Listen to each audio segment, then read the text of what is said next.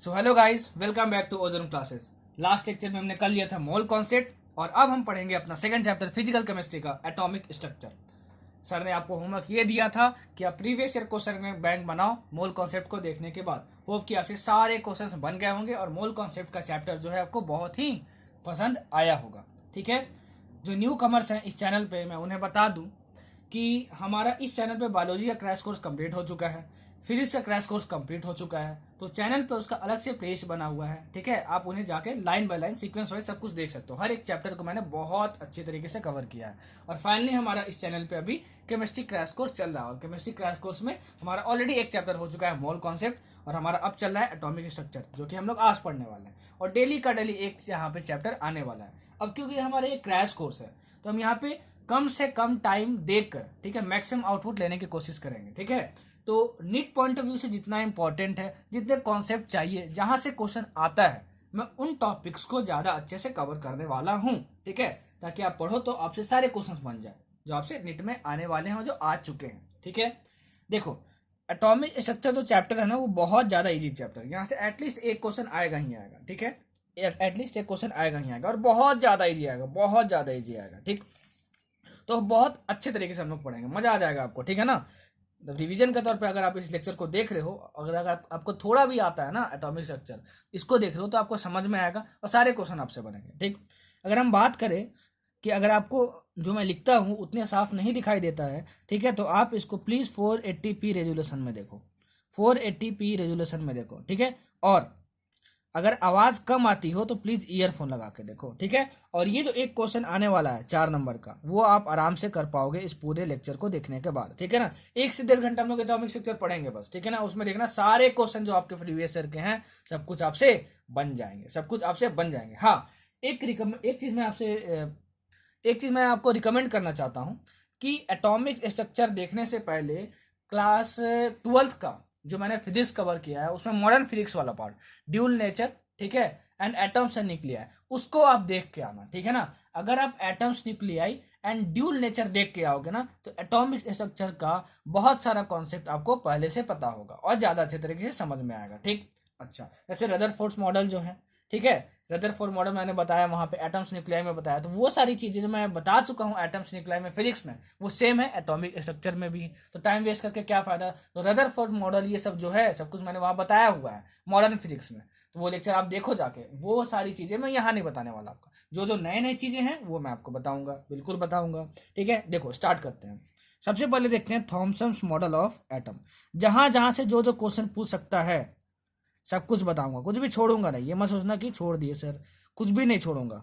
बहुत scoring subject है हमारा केमिस्ट्री, छोड़ के मत जाना। केमिस्ट्री और बायोलॉजी जिस बच्चे की अच्छी है ना, तो मतलब 80% स्कोर तो नीट में ऐसे ही हो गया तुम्हारा, समझो 80% मतलब यार 400 तो ऐसे ही क्रॉस कर जाओगे अगर सिर्फ आपकी केमिस्ट्री अच्छी है और बायोलॉजी अच्छी है तो। उसके बाद जो बचती है फिजिक्स, और फिजिक्स का भी क्रैश कोर्स मैंने करवाया हुआ है, तो वहां से भी क्वेश्चन सबसे बन ही जाएंगे। ठीक है, अगर आप पूरा अच्छे से देखोगे क्रैश कोर्स फिजिक्स का और नोट्स बनाओगे, प्रीवियस ईयर कर लिए होगे तो। ठीक, देखो थॉमसन मॉडल ऑफ एटम, यहां से आपको क्या क्या याद रखना है।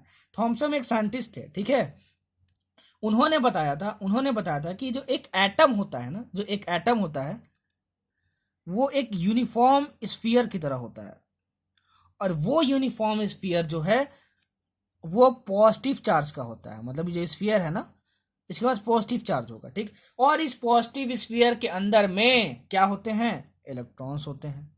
क्या होते हैं, इलेक्ट्रॉन्स होते हैं। और ये जो इलेक्ट्रॉन्स हैं वो स्टेशनरी होते हैं। क्या होते हैं, स्टेशनरी होते हैं, मतलब इनका मूवमेंट नहीं होता है, इनका मूवमेंट नहीं होता है। इस थॉमसन्स मॉडल ऑफ एटम को हम लोग प्लम पडिंग मॉडल भी बोलते हैं। क्या बोलते हैं, प्लम पडिंग मॉडल, या फिर हम लोग इसको बोलते हैं रेजिन प्लडिंग मॉडल,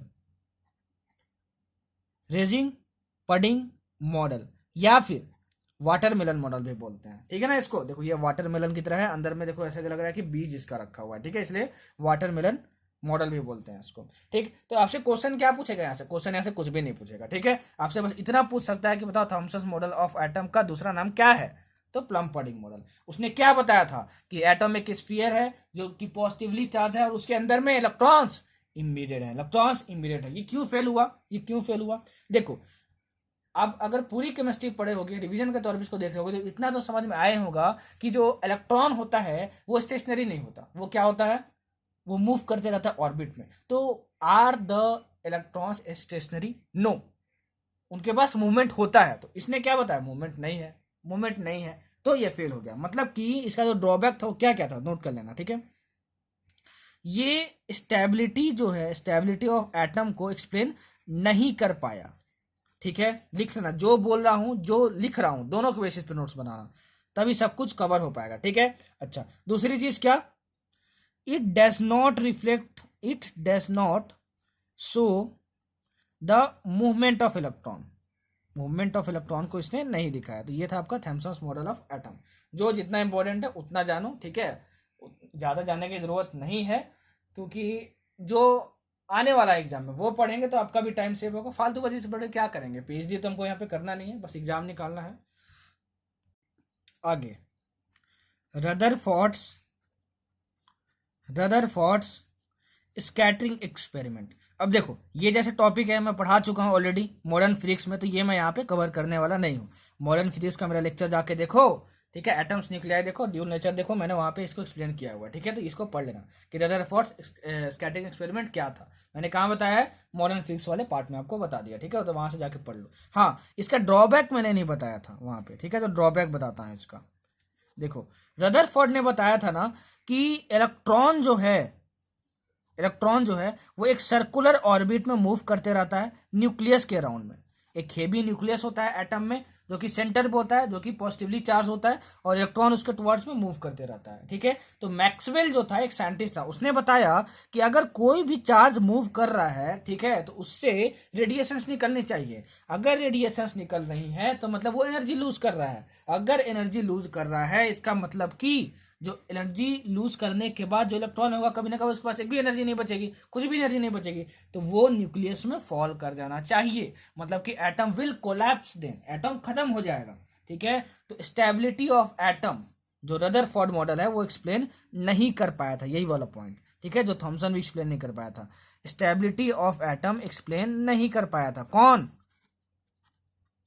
नहीं कर पाया था, रदरफोर्ड नहीं कर पाया था, ठीक है ना, अपने मॉडल से, ठीक है। और रदरफोर्ड स्कैटरिंग एक्सपेरिमेंट क्या था, आप जाके मॉडर्न फिजिक्स वाला लेक्चर देखो तो आपको समझ में आ जाएगा कि रदरफोर्ड स्कैटरिंग एक्सपेरिमेंट क्या होता है, क्या नहीं होता है, ठीक है। चलो, यहाँ हम लोग नई नई चीजें पढ़ेंगे जो नहीं पढ़े हैं अभी तक, ठीक है। अच्छा, अब देखो एटॉमिक नंबर और मास नंबर क्या होता है, atomic number and mass number क्या होता है। एटॉमिक नंबर को हम लोग जेड से डिनोट करते हैं और मास नंबर को हम लोग ए से डिनोट करते हैं, ठीक है ना। एटॉमिक नंबर मतलब होता है number of protons in an atom, number of protons in an atom. बहुत बच्चे समझते हैं कि एटॉमिक नंबर होता है number of electrons in an atom, वो गलत है, वो सिर्फ और सिर्फ न्यूट्रल एटम के लिए होता है। अगर एटम कोई भी पॉजिटिवली चार्ज हुआ या नेगेटिवली चार्ज हुआ, तब atomic number will not be equal to the number of electrons, ठीक है ना। तो हमेशा बस इतना याद रखना यार कि एटॉमिक नंबर जो है ना वो नंबर ऑफ प्रोटॉन्स के इक्वल होता है, नंबर ऑफ प्रोटॉन्स के इक्वल होता है। मास नंबर, देखो मास नंबर क्या होता है, मास नंबर मतलब होता है number of protons plus neutrons, कितने टोटल न्यूट्रॉन्स और प्रोटॉन्स है उनका सम क्या कहलाता है, mass number. Number of protons और न्यूट्रॉन्स, ठीक है, दोनों को ऐड कर दे तो प्रोटॉन्स प्लस न्यूट्रॉन्स एक साथ क्या कहलाते हैं, प्रोटॉन्स प्लस न्यूट्रॉन्स कहलाते हैं एक साथ न्यूक्लियॉन्स। क्या कहलाते हैं, न्यूक्लियॉन्स कहलाते हैं, ठीक है। मतलब नंबर ऑफ न्यूक्लियॉन्स हमको दिया रहेगा तो क्या समझेंगे कि मास नंबर गिवन है। मास नंबर किसे डिनोट करते हैं, ए से डिनोट करते हैं, किसे डिनोट करते हैं, ए से डिनोट करते हैं, ठीक है। अच्छा, अब ये प्रोटॉन्स क्या होता है, न्यूट्रॉन्स क्या होता है, इलेक्ट्रॉन्स क्या होता है, अरे भाई रिवाइज कर रहे तो इतना पता ही होगा, नहीं पता है तो मॉडर्न फिजिक्स का मेरा लेक्चर जाके देख लेना, वो देख के आना, तब यहाँ पे एटॉमिक स्ट्रक्चर देखना, ठीक है, तभी आपको बेहतर समझ में आएगा। अगर आपको सब कुछ पता है मॉडर्न फिजिक्स के बारे में तो ये बताने की जरूरत नहीं है कि प्रोटॉन्स इलेक्ट्रॉन्स ये सब क्या होते हैं। हमारा ये रिवीजन कोर्स है, ठीक है ना, रिवीजन कोर्स है। अच्छा, किसी भी न्यूक्लियस को हम लोग एक्स जेड ए से डिनोट करते हैं। इसका मतलब क्या होता है, सुनो, यहाँ पे जो भी नंबर लिखा होगा ए होगा, ए मतलब क्या, मास नंबर होगा। मतलब कि मान लो आपको पास ऐसा कुछ लिखी है एक्स 56 22, जस्ट फॉर एग्जाम्पल। तो यहाँ पे जेड, जेड मतलब क्या होता है, एटॉमिक नंबर, मतलब ये आपका एटॉमिक नंबर हुआ 22, और ये आपका कितना हुआ, मास नंबर। तो कभी भी डिनोट किया हो कोई एलिमेंट, मान लो ऐसे एफ है, एग्जाम्पल के लिए ले रहा हूँ, ये 56 है और ये 24 है, तो मैं बोलूँ कि आयरन का एटॉमिक नंबर कितना है, तो आप बोलोगे 24। आयरन का मास नंबर कितना है, आप बोलोगे 56। ठीक है, तो ये था आपका एटॉमिक नंबर और मास नंबर। कैसे पहचानते हैं, देखो ये सब आपके बेसिक्स हैं, ठीक है ना, यहाँ से क्वेश्चन आएगा नहीं कभी, ठीक है, यहाँ से क्वेश्चन कभी नहीं आएगा, तो मैं बता क्यों रहा हूँ, थोड़ा बहुत रिवीजन के तौर पे आपका जो बेसिक बेसिक चीजें हैं वो भी आपकी कवर हो जाए, ठीक है ना, वो भी आपका रिवाइज हो जाए। अच्छा, अब देखो नंबर ऑफ इलेक्ट्रॉन्स कैसे कैलकुलेट करते हैं, ठीक है ना, नंबर ऑफ इलेक्ट्रॉन्स कैसे कैलकुलेट करते हैं। जैसे मान लो आपको दिया हुआ, एग्जाम्पल के लिए सब कुछ बता रहा हूँ, ये Na10 है यहाँ पे, ठीक है, Na10 है, तो आप बताओ इस सोडियम पे, ठीक है, इस सोडियम पे कोई चार्ज है कि नहीं है, कोई चार्ज है कि नहीं है, आप बोलोगे नहीं चार्ज है। तो जब चार्ज नहीं होता है तो हम लोग क्या बोलते हैं, न्यूट्रल एटम है, क्या है, न्यूट्रल एटम है, ठीक है। तो अगर मैं बोलूं कि मतलब एटॉमिक नंबर कितना है इसका, तो आप बोलोगे सर यहाँ पे तो जेड लिखा रहता है, ठीक है, तो ये आपका जेड है, ठीक है, मतलब जेड मतलब एटॉमिक नंबर, एटॉमिक नंबर मतलब क्या, नंबर ऑफ प्रोटॉन्स, ठीक है, तो नंबर ऑफ प्रोटॉन्स यहाँ कितने हैं, 10 है। तो कभी भी अगर न्यूट्रल एटम होगा तो number of protons is equal to number of electrons होंगे, याद रखना, ठीक है, तो नंबर ऑफ इलेक्ट्रॉन्स भी कितना हो जाएगा, 10 होगा। तो सबसे पहले ये पहचानना कि न्यूट्रल एटम है कि नहीं है। अब मान लो यही रहता Na प्लस, ठीक है, और ये 11 लिखा रहता है, एग्जाम्पल के तौर पे बोल रहा हूँ, ठीक है ना, एटॉमिक नंबर जो होता है वो कांस्टेंट वैल्यू होती है। मान लो Na+11 है यहाँ पे, ठीक है, देखो क्या इस पे कोई चार्ज है कि नहीं, हाँ यहाँ पे प्लस चार्ज है, इसका मतलब न्यूट्रल एटम है क्या, नहीं है, न्यूट्रल एटम नहीं है ये, ठीक है, न्यूट्रल एटम नहीं है ये।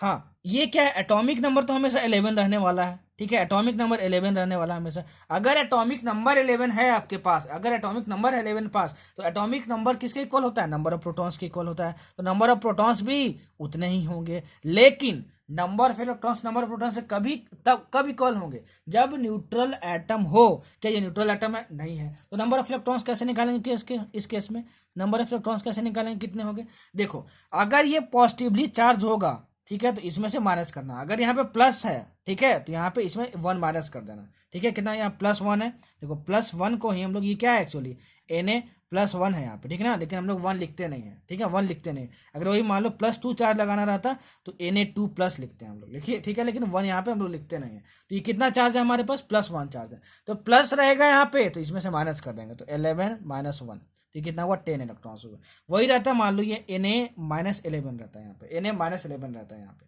इतना हमको समझ में आया। तो एटॉमिक नंबर कितना होगा, 11 होगा, और वही नंबर ऑफ प्रोटॉन्स के इक्वल होगा।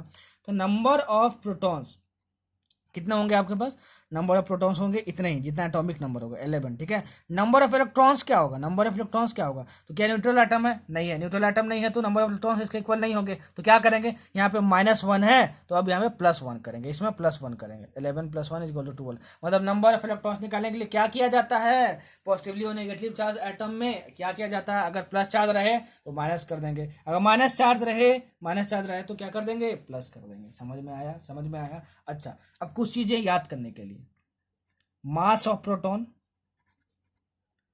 मास ऑफ इलेक्ट्रॉन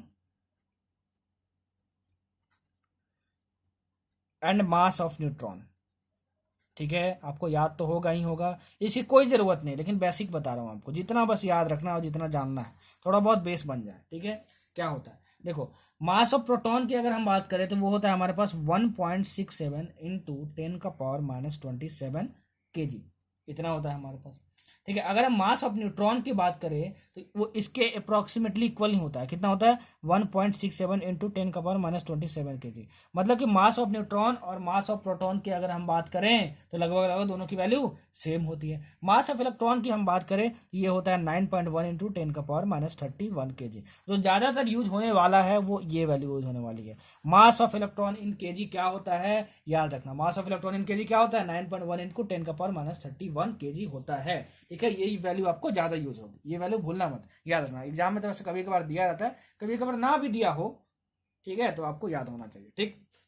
और ये number of electrons number of protons कैसे निकालता है, याद होना चाहिए। अच्छा, अब कुछ डिफिनेशंस पे आते हैं। आइसोटॉप्स, देखो आइसोटॉप्स क्या होता है, जानते होगे आप। आइसोटॉप्स मतलब क्या होता है कि ऐसे एटम्स सेम एलिमेंट के, ऐसे एटम्स सेम एलिमेंट के, ताकि सेम एटॉमिक नंबर भी हो, सेम एटॉमिक नंबर भी हो, ठीक है, बट मास नंबर जो हो वो क्या हो, डिफरेंट हो। मास नंबर जो हो वो डिफरेंट हो। मतलब क्या हुआ सुनो, atoms of the same element which have the same atomic number but mass number is different. ठीक है, क्वेश्चन में दिया रहेगा आपको, ठीक है ना, एलिमेंट्स, और आपको पहचानना होगा कि वो आइसोटोप्स हैं कि आइसोटोन्स हैं कि आइसोबार्स हैं। ठीक है, तो कैसे पहचानेंगे? ठीक है, देखो ऐसे कार्बन 612 है यहाँ पे, ठीक है, कार्बन 613 है यहाँ पे, तो बताइए आइसोटोप्स है कि नहीं? अरे atoms of the same element के होने चाहिए, यहाँ भी कार्बन है यहाँ भी कार्बन है, सबसे पहला ये कंडीशन सेटिस्फाई हो गया। सेम एटॉमिक नंबर होना चाहिए, ये एटॉमिक नंबर बताता है। ठीक है, तो एटॉमिक नंबर 6 है। मास नंबर डिफरेंट होना चाहिए, ये मास नंबर बताता है, यहाँ मास नंबर 12 यहाँ मास नंबर 13, मतलब ये दोनों आइसोटोप्स हैं। ठीक है, तो आइसोटोप्स के बारे में इतना ही जानना बस। ठीक है, इतना ही जानना है और कुछ नहीं जानना है। ठीक, अच्छा एक चीज और आपको बताना चाहता हूं कि एक एटम के न्यूक्लियस के अंदर में दो चीजें होती हैं, प्रोटॉन्स और न्यूट्रॉन्स। न्यूट्रॉन्स जो होते हैं वो न्यूट्रल होते हैं, उनके पास कोई चार्ज नहीं होता। जो प्रोटॉन्स होते हैं वो पॉजिटिवली चार्ज होते हैं, और इसके पॉजिटिव नेचर के वजह से ही जो न्यूक्लियस होता है वो पॉजिटिवली चार्ज होता है। वो क्या होता है? पॉजिटिवली चार्ज होता है। ठीक है, याद रखना। ठीक है, याद रखना, इलेक्ट्रॉन्स जो है वो ऑर्बिट में घूमते रहते हैं, ये पता होगा यार।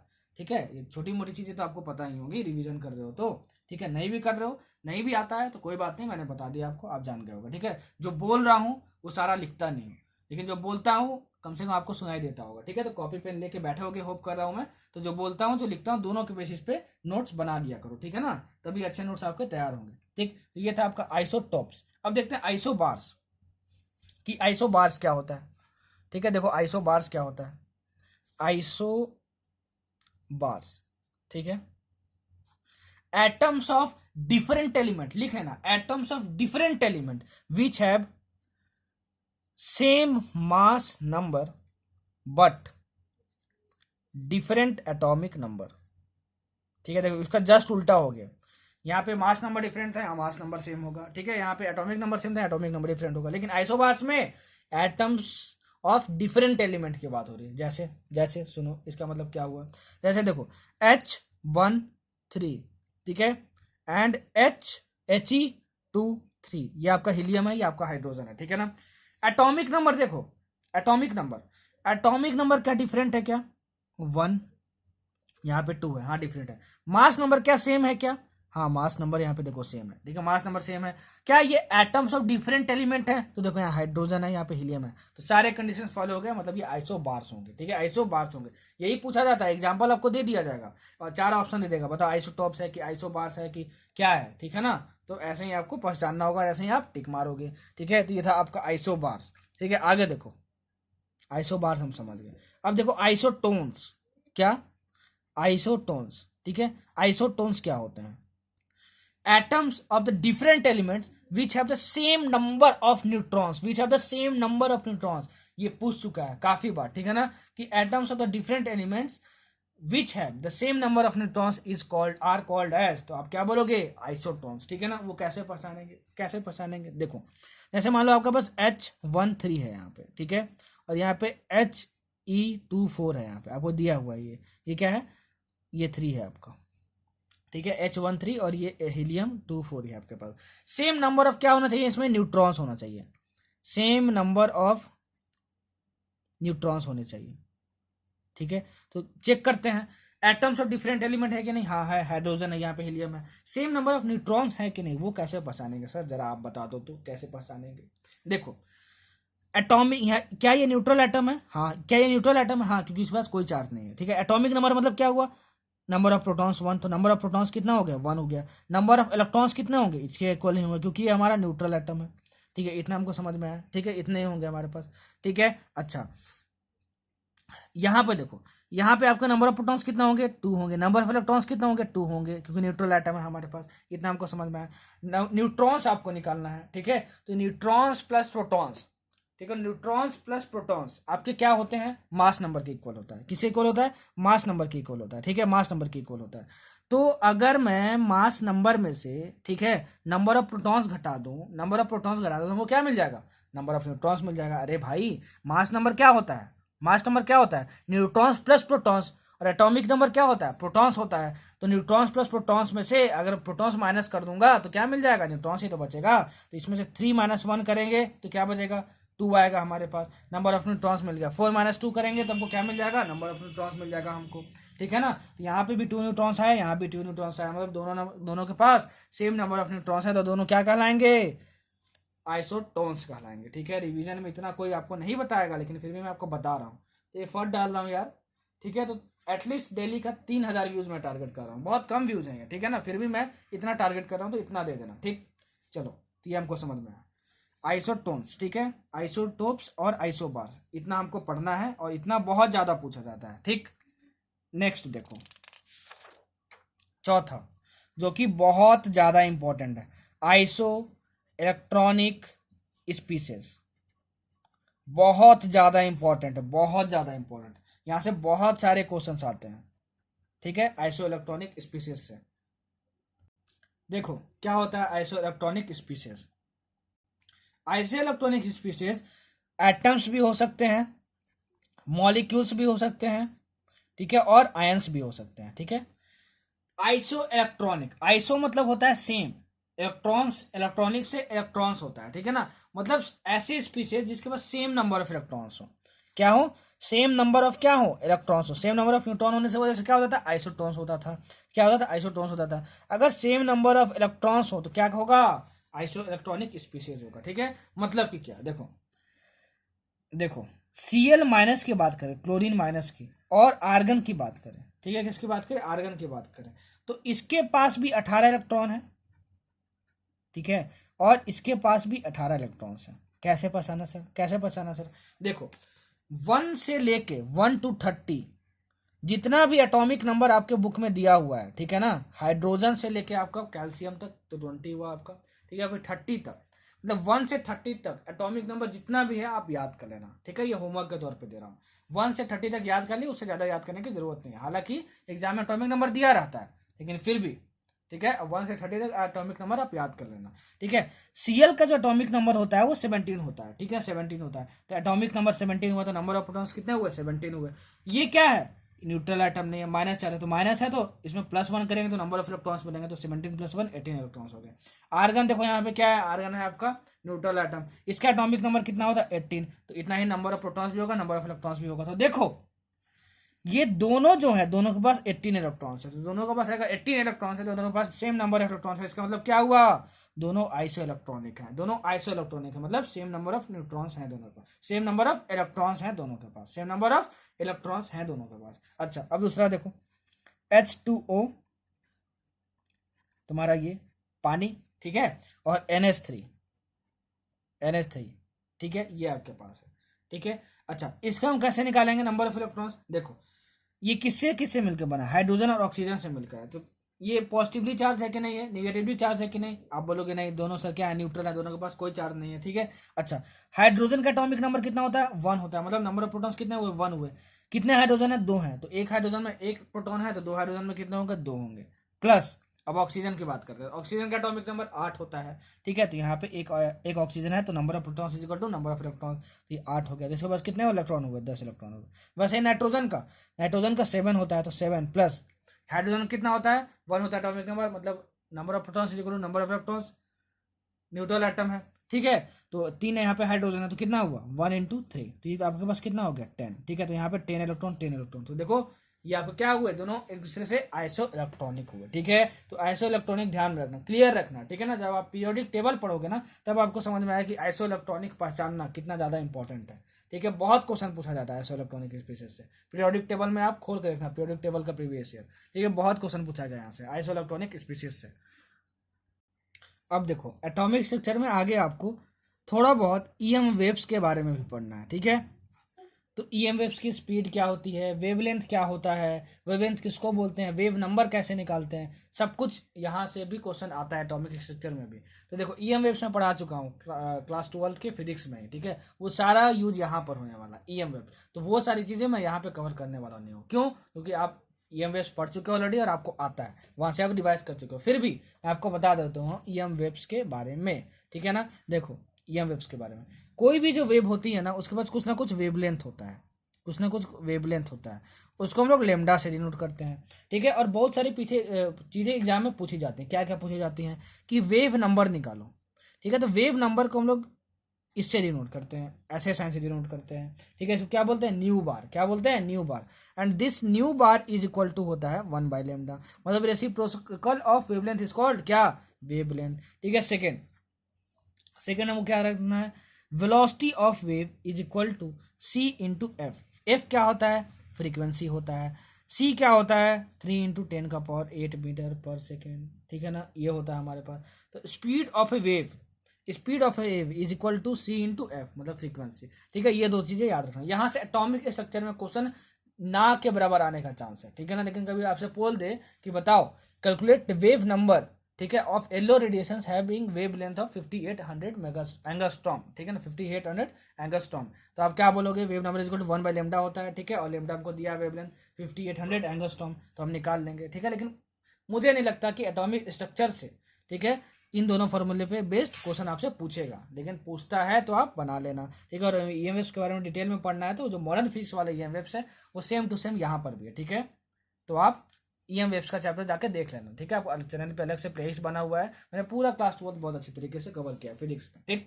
चलो आगे जो चीज़ें नहीं है ना उसको बहुत अच्छे तरीके से बताने वाला हूँ, ठीक है। ये सब चीज़ें आप पढ़ चुके हो, इसलिए मैं उतना बता नहीं रहा हूँ आपको, ठीक है, क्योंकि सब जो चीज़ वहाँ पे टाइम हमारा लग चुका है, तो हम बार बार यहाँ क्यों मतलब टाइम अपना फालतू वेस्ट करें, जो नई चीज़ें उसको सीखते हैं, क्यों, सही बोल रहा हूँ ना, अरे हाँ भाई सही बोल रहा हूँ। चलो आगे देखते हैं, Planck's quantum theory. Planck's quantum theory Planck's quantum theory से बस एक चीज आपको याद रखना है, सिर्फ एक चीज याद रखना है कि कोई भी जो बॉडी है वो रेडिएशंस इमिट कर सकती है, कोई भी जो बॉडी है वो रेडिएशंस इमिट कर सकती है, ठीक है। और वो जो रेडिएशन इमिट करती है that is in the form of small discrete packets of energy, ठीक है। And this packets are called quantum, ठीक है। सुनना मेरी बात, मतलब कोई भी बॉडी रेडिएशंस इमिट कर सकती है, ठीक है ना, एब्जॉर्ब भी कर सकती है। जो भी रेडिएशंस इमिट होंगी वो किसी पैकेट के फॉर्म में होंगी, मतलब बल्क के फॉर्म में होंगी, ठीक है। उसकी कुछ क्वांटिटी होगी और उस क्वांटिटी को हम लोग क्या बोलते हैं, क्वांटम बोलते हैं, क्या बोलते हैं, क्वांटम बोलते हैं। और उस एनर्जी की जो वैल्यू होती है वो होती है E is equal to hc/λ, ठीक है। और यहाँ पे जो C की वैल्यू है तो क्या, 3 इंटू 10⁸ मीटर पर सेकेंड, ये वाली वैल्यू है। और H की वैल्यू क्या है, H को हम लोग बोलते हैं प्लैंक्स कांस्टेंट, क्या बोलते हैं, प्लैंक्स कांस्टेंट। तो H इज इक्वल टू हो जाता है 6.626 इंटू 10⁻34 जूल सेकेंड, ठीक है ना। इसका यूनिट ये होता है, ठीक है, वैल्यू ये होती है, तो इसकी वैल्यू याद रखना है। सो हम लोग क्या बोलते हैं, प्लैंक्स कांस्टेंट बोलते हैं। इससे क्वेश्चन आता है, ठीक है ना, इससे क्वेश्चन आता है। और आपसे पता है क्या बोलेगा, वेवलेंथ इतना है, ठीक है ना, किसी रेडिएशंस का, तो आप बताओ कि वो कितनी एनर्जी इमिट कर रहा है, ठीक है। तो आप बोलोगे वाह इतना आसान, मैं बोलूँगा हाँ इतना आसान। आप प्लैंक्स कांस्टेंट की वैल्यू रखोगे, सी की वैल्यू रखोगे, इतनी होती है 3 इंटू 10⁸, और बाई लेमडा कर दोगे, जब वेवलेंथ आपको क्वेश्चन में दिया रहेगा, तो आपको एनर्जी इमिटेड आपको मिल जाएगा इन जूल यूनिट, ठीक है। तो बस इतना ही आपसे पूछने वाला है, ठीक है, समझ में आया। अच्छा ये हुआ एक फोटोन की एनर्जी, याद रखना ये एनर्जी ऑफ 1 फोटोन है। क्या है, एनर्जी ऑफ 1 फोटोन होता है, ठीक है, एनर्जी ऑफ 1 फोटोन होता है, ठीक है ना।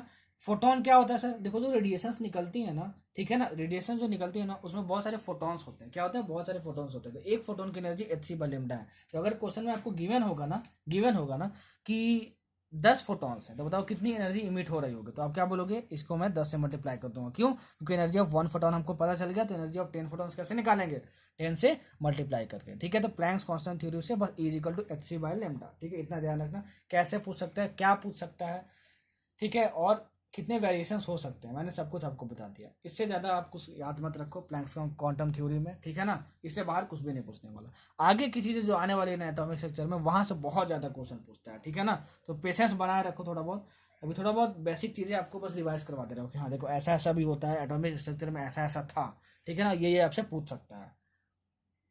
अब देखो, अब हम लोग आगे देखेंगे बोर्स एटॉमिक मॉडल। अब से जितना भी टॉपिक है जो मैं बताने वाला हूँ एटॉमिक स्ट्रक्चर में, सारा कुछ बहुत ज़्यादा इंपॉर्टेंट है, क्योंकि अब जो बताने वाला हूँ जितना कुछ, उससे बहुत ज़्यादा क्वेश्चंस आते हैं, तो अच्छे से आप समझना, ठीक है ना। देखो क्या क्या पूछेगा, कैसे पूछ सकता है आपसे, सब कुछ अच्छे से समझना। बोर्स एटॉमिक मॉडल क्या क्या पूछेगा, क्या क्या पूछता है, सब कुछ बताऊंगा इसमें, ठीक है। अच्छा, बोर्स एटॉमिक मॉडल जो है, this is only applicable for, this is only applicable for, ठीक है, single electron species, single electron species. Sir इसका मतलब क्या हुआ, जरा फिर से बताइए। ठीक है, देखो हाइड्रोजन हुआ, He+ हुआ, एंड Li2+ हुआ। कितना हुआ? Li2+ हुआ, ठीक है ना, Li2+ हुआ। सुनो, हाइड्रोजन का एटॉमिक नंबर कितना होता है? 1 होता है। इसके पास नंबर ऑफ इलेक्ट्रॉन्स कितने हुए? 1 हुए, ठीक है ना। इसका एटॉमिक नंबर कितना होता है? 2। इसका एटॉमिक नंबर कितना होता है? 3। तो इसमें इलेक्ट्रॉन्स कितने हुए? 2 - 1, मतलब कितना हुआ? इलेक्ट्रॉन 1 हुआ, ठीक है। नंबर ऑफ इलेक्ट्रॉन्स मैं निकालना सिखा चुका हूँ, ठीक है। अब यहाँ सिखाऊंगा नहीं, अब डायरेक्ट बता रहा हूँ। नंबर ऑफ इलेक्ट्रॉन्स इसमें कितना होंगे? 3 - 2 1 होता है। देखो सब में एक एक इलेक्ट्रॉन है, तो इसी को मैंने बोला है कि सिंगल इलेक्ट्रॉनिक स्पीसीज, जिसमें सिंगल इलेक्ट्रॉन के पास बात हो रही है। बोर्स एटॉमिक मॉडल सिर्फ उसी के लिए क्या है? अप्लीकेबल है। तो याद रखना कि बोर्स एटॉमिक मॉडल के जितने भी फॉर्मूले आप लगाओगे, पहले देख लेना कि वो सिंगल इलेक्ट्रॉनिक स्पीसीज हैं कि नहीं है, ठीक है ना। हालांकि होते ही हैं, जो दिए रहेंगे आपको, ठीक है ना। कभी कभी क्वेश्चन ये भी फ्रेम कर सकता है कि बताओ इसमें से कौन सा एलिमेंट है, ठीक है, जिसके लिए बोर्स एटॉमिक मॉडल एप्लीकेबल नहीं होगा। तो कैसे बचानेंगे? नंबर ऑफ इलेक्ट्रॉन्स निकाल के। समझ में आया? समझ में आया? अच्छा, पहली चीज जो बोर्स एटॉमिक मॉडल से आपको याद रखनी है ये थी, ठीक है। आगे MVR = NH/2π होता है। एन क्या है यहाँ पे? एन है नंबर ऑफ ऑर्बिट। क्या है? नंबर ऑफ ऑर्बिट, ठीक है। सारा कुछ मैंने बताया है कहाँ पे? ड्यूल नेचर में, एटॉम्स एंड न्यूक्लियर में, मॉडर्न फिजिक्स में, ठीक है। वो जाके देखना, तभी देखना एटॉमिक स्ट्रक्चर, तभी देखने में मजा आएगा आपको और ज्यादा समझ में आएगा। नंबर ऑफ ऑर्बिट को हम लोग एन से डिनोट करते हैं। N = 1, 2, 3, 5, ठीक है। ऐसे 10 10 10 आगे जाते जाएगा। इस MVR पूरे को हम लोग बोलते हैं एंगुलर मोमेंटम। Angular momentum. तो अगर आपसे कभी भी क्वेश्चन में बोल दे कि बताओ ये एंगुलर मोमेंटम किसका है? ऑफ इलेक्ट्रॉन है, ऑफ इलेक्ट्रॉन है, जो ऑर्बिट में घूम रहे होते हैं। अगर आपसे कभी भी बोल दे कि बताओ फोर्थ ऑर्बिट में जो इलेक्ट्रॉन घूम रहा होगा उसका एंगुलर मोमेंटम कितना होगा, तो आप क्या बोलोगे? सर इस पूरे टर्म को एंगुलर मोमेंटम बोलते हैं, और इसका फॉर्मूला क्या होता है? NH/2π, ठीक है। NH/2, फोर्थ ऑर्बिट मतलब क्या? N = 4, ठीक है। N = 4, तो यहाँ 4 रख देंगे तो 4h/2π आंसर हो जाएगा आपका, ठीक है। और ऑप्शन में होगा, आपको क्या करना होगा? बस टिक मारना होगा। क्या करना होगा? बस टिक मारना होगा, ठीक है। समझ में आया? एंगुलर मोमेंटम ऐसे निकालते हैं, ठीक है। सेकंड चीज आपको क्या याद रखनी है, ठीक है। सेकंड चीज आपको क्या याद रखनी है? देखो, ऑर्बिट्स में इलेक्ट्रॉन्स घूमते हैं, ये बोर्स एटॉमिक मॉडल ने बताया, ठीक है। और ये जो ऑर्बिट्स होते हैं वो कहलाते हैं स्टेशनरी ऑर्बिट्स। मतलब इस स्टेशनरी ऑर्बिट्स में घूमते घूमते जो इलेक्ट्रॉन्स है उनकी एनर्जी क्या होती है? कांस्टेंट होती है। कितनी होती है? कांस्टेंट होती है, ठीक है। वो चेंज नहीं होती, वो चेंज नहीं होती। ये बोर्स ने बताया था, बोर एक साइंटिस्ट थे, ठीक है। तीसरी चीज क्या याद रखनी है आपको? देखो, जब भी कोई इलेक्ट्रॉन जंप करता है किसी इनर ऑर्बिट से आउटर ऑर्बिट में, देखो ऐसे ऐसे ऑर्बिट्स होते हैं, देखो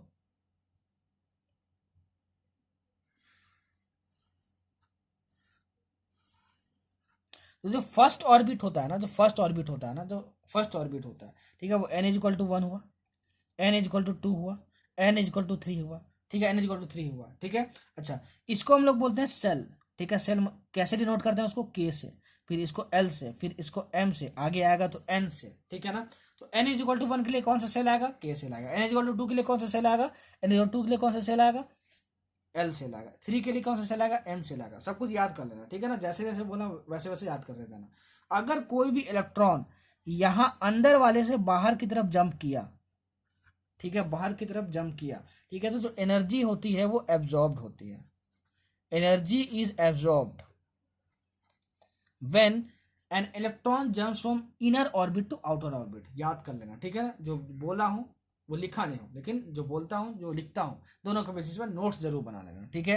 अच्छा, अगर एनर्जी को इमिट होनी है, energy is emitted when an electron moves from outer orbit to inner orbit. जब यहां से इलेक्ट्रॉन मूव करके अंदर की तरफ आएगा तब एनर्जी क्या होगी? इमिट होगी। जब अंदर से बाहर जाएगा तो एनर्जी क्या होगी? ऑब्जर्व होगी। पूछता है ये, याद कर लेना, ठीक है। अच्छा, और इन दोनों केस में जो एनर्जी निकलेगी, जो दोनों केस में जो एनर्जी निकलेगी उसकी वैल्यू होती है E = ठीक है ना। देखो, ये मान लो N1 ऑर्बिट है और ये N2 ऑर्बिट है, ठीक है ना। E = तो E N2 - EN1, मतलब कि इलेक्ट्रॉन की इस ऑर्बिट में कितनी एनर्जी थी? माइनस इलेक्ट्रॉन की इस ऑर्बिट में कितनी एनर्जी, ठीक है ना, उतनी ही एनर्जी इमिट होगी या फिर एब्जॉर्ब होगी। निकालने के लिए ये फॉर्मूला लोग यूज करते हैं। अब ये फॉर्मूला आगे जाके और समझोगे कि क्या होता है ये, ठीक है ना। And this is equal to H into mu. क्या होता है? H into mu. म्यू क्या है यहाँ पे? Frequency of radiation. जो एनर्जी निकल रही है ना वो रेडिएशन के फॉर्म में निकलती है, ठीक है ना। तो उस रेडिएशन से कुछ ना कुछ फ्रीक्वेंसी होगी, वो कितनी होगी? म्यू होगी, ठीक है। अगर आपको क्वेश्चन में ये गिवन रहे कि ठीक है अगर यहाँ से यहाँ पर, ठीक है, यहाँ से यहाँ पर, मतलब बाहर वाले सेल से अंदर वाले सेल में अगर कोई इलेक्ट्रॉन जंप किया तो एनर्जी इमिट होगी। तो जो एनर्जी इमिट होगी उसकी वैल्यू दी है, मान लो एनर्जी इतनी इमिट हो रही है, तो बताओ कि जो रेडिएशंस निकली, जो इमिट हुई, उसकी फ्रीक्वेंसी क्या है। तो आपको ई की वैल्यू दी रहेगी कितनी इमिट हुई है, ठीक है, एनर्जी, और एच आपको पता ही है, प्लैंक्स कांस्टेंट, ठीक है, और ये फ्रीक्वेंसी, ठीक है, न्यू। फ्रीक्वेंसी क्या हो गया? न्यू हो गया, ठीक है। तो फ्रीक्वेंसी आप निकालोगे, फ्रीक्वेंसी आपसे पूछेगा, ठीक है। क्या क्या पूछता है, कैसे कैसे पूछता है, कैसे निकालना है, सब कुछ बता रहा हूँ, सब कुछ नोट्स में लिख लेना। ये नहीं कि बकैती मार के बस ये लिख लीजिए। जो जैसे जैसे पूछता है सब कुछ मैं बता रहा हूँ, उसको वैसे वैसे बनाते जाना। हाँ, 4 पेज के जगह आपको हो सकता है 10 पेज में आपका बन जाए नोट्स, लेकिन नोट्स बहुत अच्छा बनेगा आपको, ठीक है, मजा आ जाएगा, मजा आ जाएगा। चौथा चीज क्या याद रखना है आपको? Radius of nth orbit is equal to 0.529 n square by Z angstrom. क्या यूनिट है याद रखना? एंगस्ट्रॉम यूनिट है। देखो ऑर्बिट्स, देखो यहाँ पे क्या है, स्फेरिकल है, ठीक है, इसका कुछ रेडियस होगा, सेकेंड ऑर्बिट का कुछ रेडियस होगा, थर्ड ऑर्बिट का कुछ रेडियस होगा। तो रेडियस ऑफ nth ऑर्बिट आपको निकालना हो तो वो बॉर्स ने दिया था, उसका क्या होता है formula? 0.529 n square by Z into, और कौन से यूनिट में? एंगस्ट्रॉम यूनिट में, ठीक है। एन क्या है यहाँ पे? नंबर ऑफ ऑर्बिट है। जेड क्या है यहाँ पे? एटॉमिक नंबर है। क्या है? एटॉमिक नंबर है, ठीक है। बहुत ज्यादा इंपॉर्टेंट, बहुत बार क्वेश्चन यहाँ से पूछ चुका है नेट में। अगर एटॉमिक स्ट्रक्चर से हम बात करें तो ये फॉर्मूला बहुत इंपॉर्टेंट है। पांचवा, ठीक है, देखो velocity in nth orbit, velocity of electron in nth orbit, वो कितना होता है? Vn is equal to 2.18 into 10 का पावर 6 इंटू 10 का power 6 into Z by N, और इसका यूनिट क्या आएगा? मीटर पर सेकंड आएगा। कितना आएगा? मीटर पर सेकंड आएगा। 2.18 इंटू 10 का power 6 into Z by N. यहाँ पे जेड स्क्वायर नहीं है, जेड बाई एन है। ये एटॉमिक नंबर, ये नंबर ऑफ ऑर्बिट। मतलब कि देखो इसमें इलेक्ट्रॉन मूव कर रहे होंगे, इस ऑर्बिट में इलेक्ट्रॉन्स मूव कर रहे होंगे, इस ऑर्बिट में इलेक्ट्रॉन्स मूव कर रहे होंगे, तो सबकी वेलोसिटी अलग अलग होती है, ठीक है। तो velocity of electron in nth orbit कैसे निकालेंगे? मीटर पर सेकंड में 2.18 इंटू 10 का power 6 into Z by N करके, ठीक है। बहुत बार यहाँ से क्वेश्चन पूछा जाता है, ठीक है ना। क्वेश्चन आपसे कैसे पूछा जाएगा? देखो रेडियस वाले से, ये भी बहुत इंपॉर्टेंट है, ठीक है, ये भी बहुत इंपॉर्टेंट है। कैसे क्वेश्चन पूछा जाएगा? बहुत इजी क्वेश्चन आता है, ठीक है। आपसे बोलेगा calculate the ratio of radius of second orbit of hydrogen. जैसे एक क्वेश्चन में ले लो, सेकेंड ऑर्बिट ऑफ हाइड्रोजन, ठीक है। देखो सारे फॉर्मूले जो हैं वो only applicable for single electron species के लिए हैं, ठीक है। सेकेंड ऑर्बिट ऑफ हाइड्रोजन, ठीक है, and third orbit of Li2+, ठीक है। क्या कैलकुलेट करना है आपको? रेशियो ऑफ देयर रेडियाई, ठीक है ना, रेशियो ऑफ देयर रेडियाई, ठीक है। तो देखो दोनों तो इलेक्ट्रॉन, सिंगल इलेक्ट्रॉन स्पीसीज है, Li2+ और हाइड्रोजन, ठीक है ना। मतलब ये अप्लीकेबल है फॉर्मूला, ठीक है। अच्छा आगे देखते हैं, ठीक है। हाइड्रोजन के लिए जेड की वैल्यू कितनी होती है? 1 होती है, ठीक है। लिथियम के लिए जेड की वैल्यू कितनी होती है? एटॉमिक नंबर 3 होती है, ठीक है ना। एटॉमिक नंबर सबका याद कर लेना, 1 से 30 तक, समझ में आया आपको?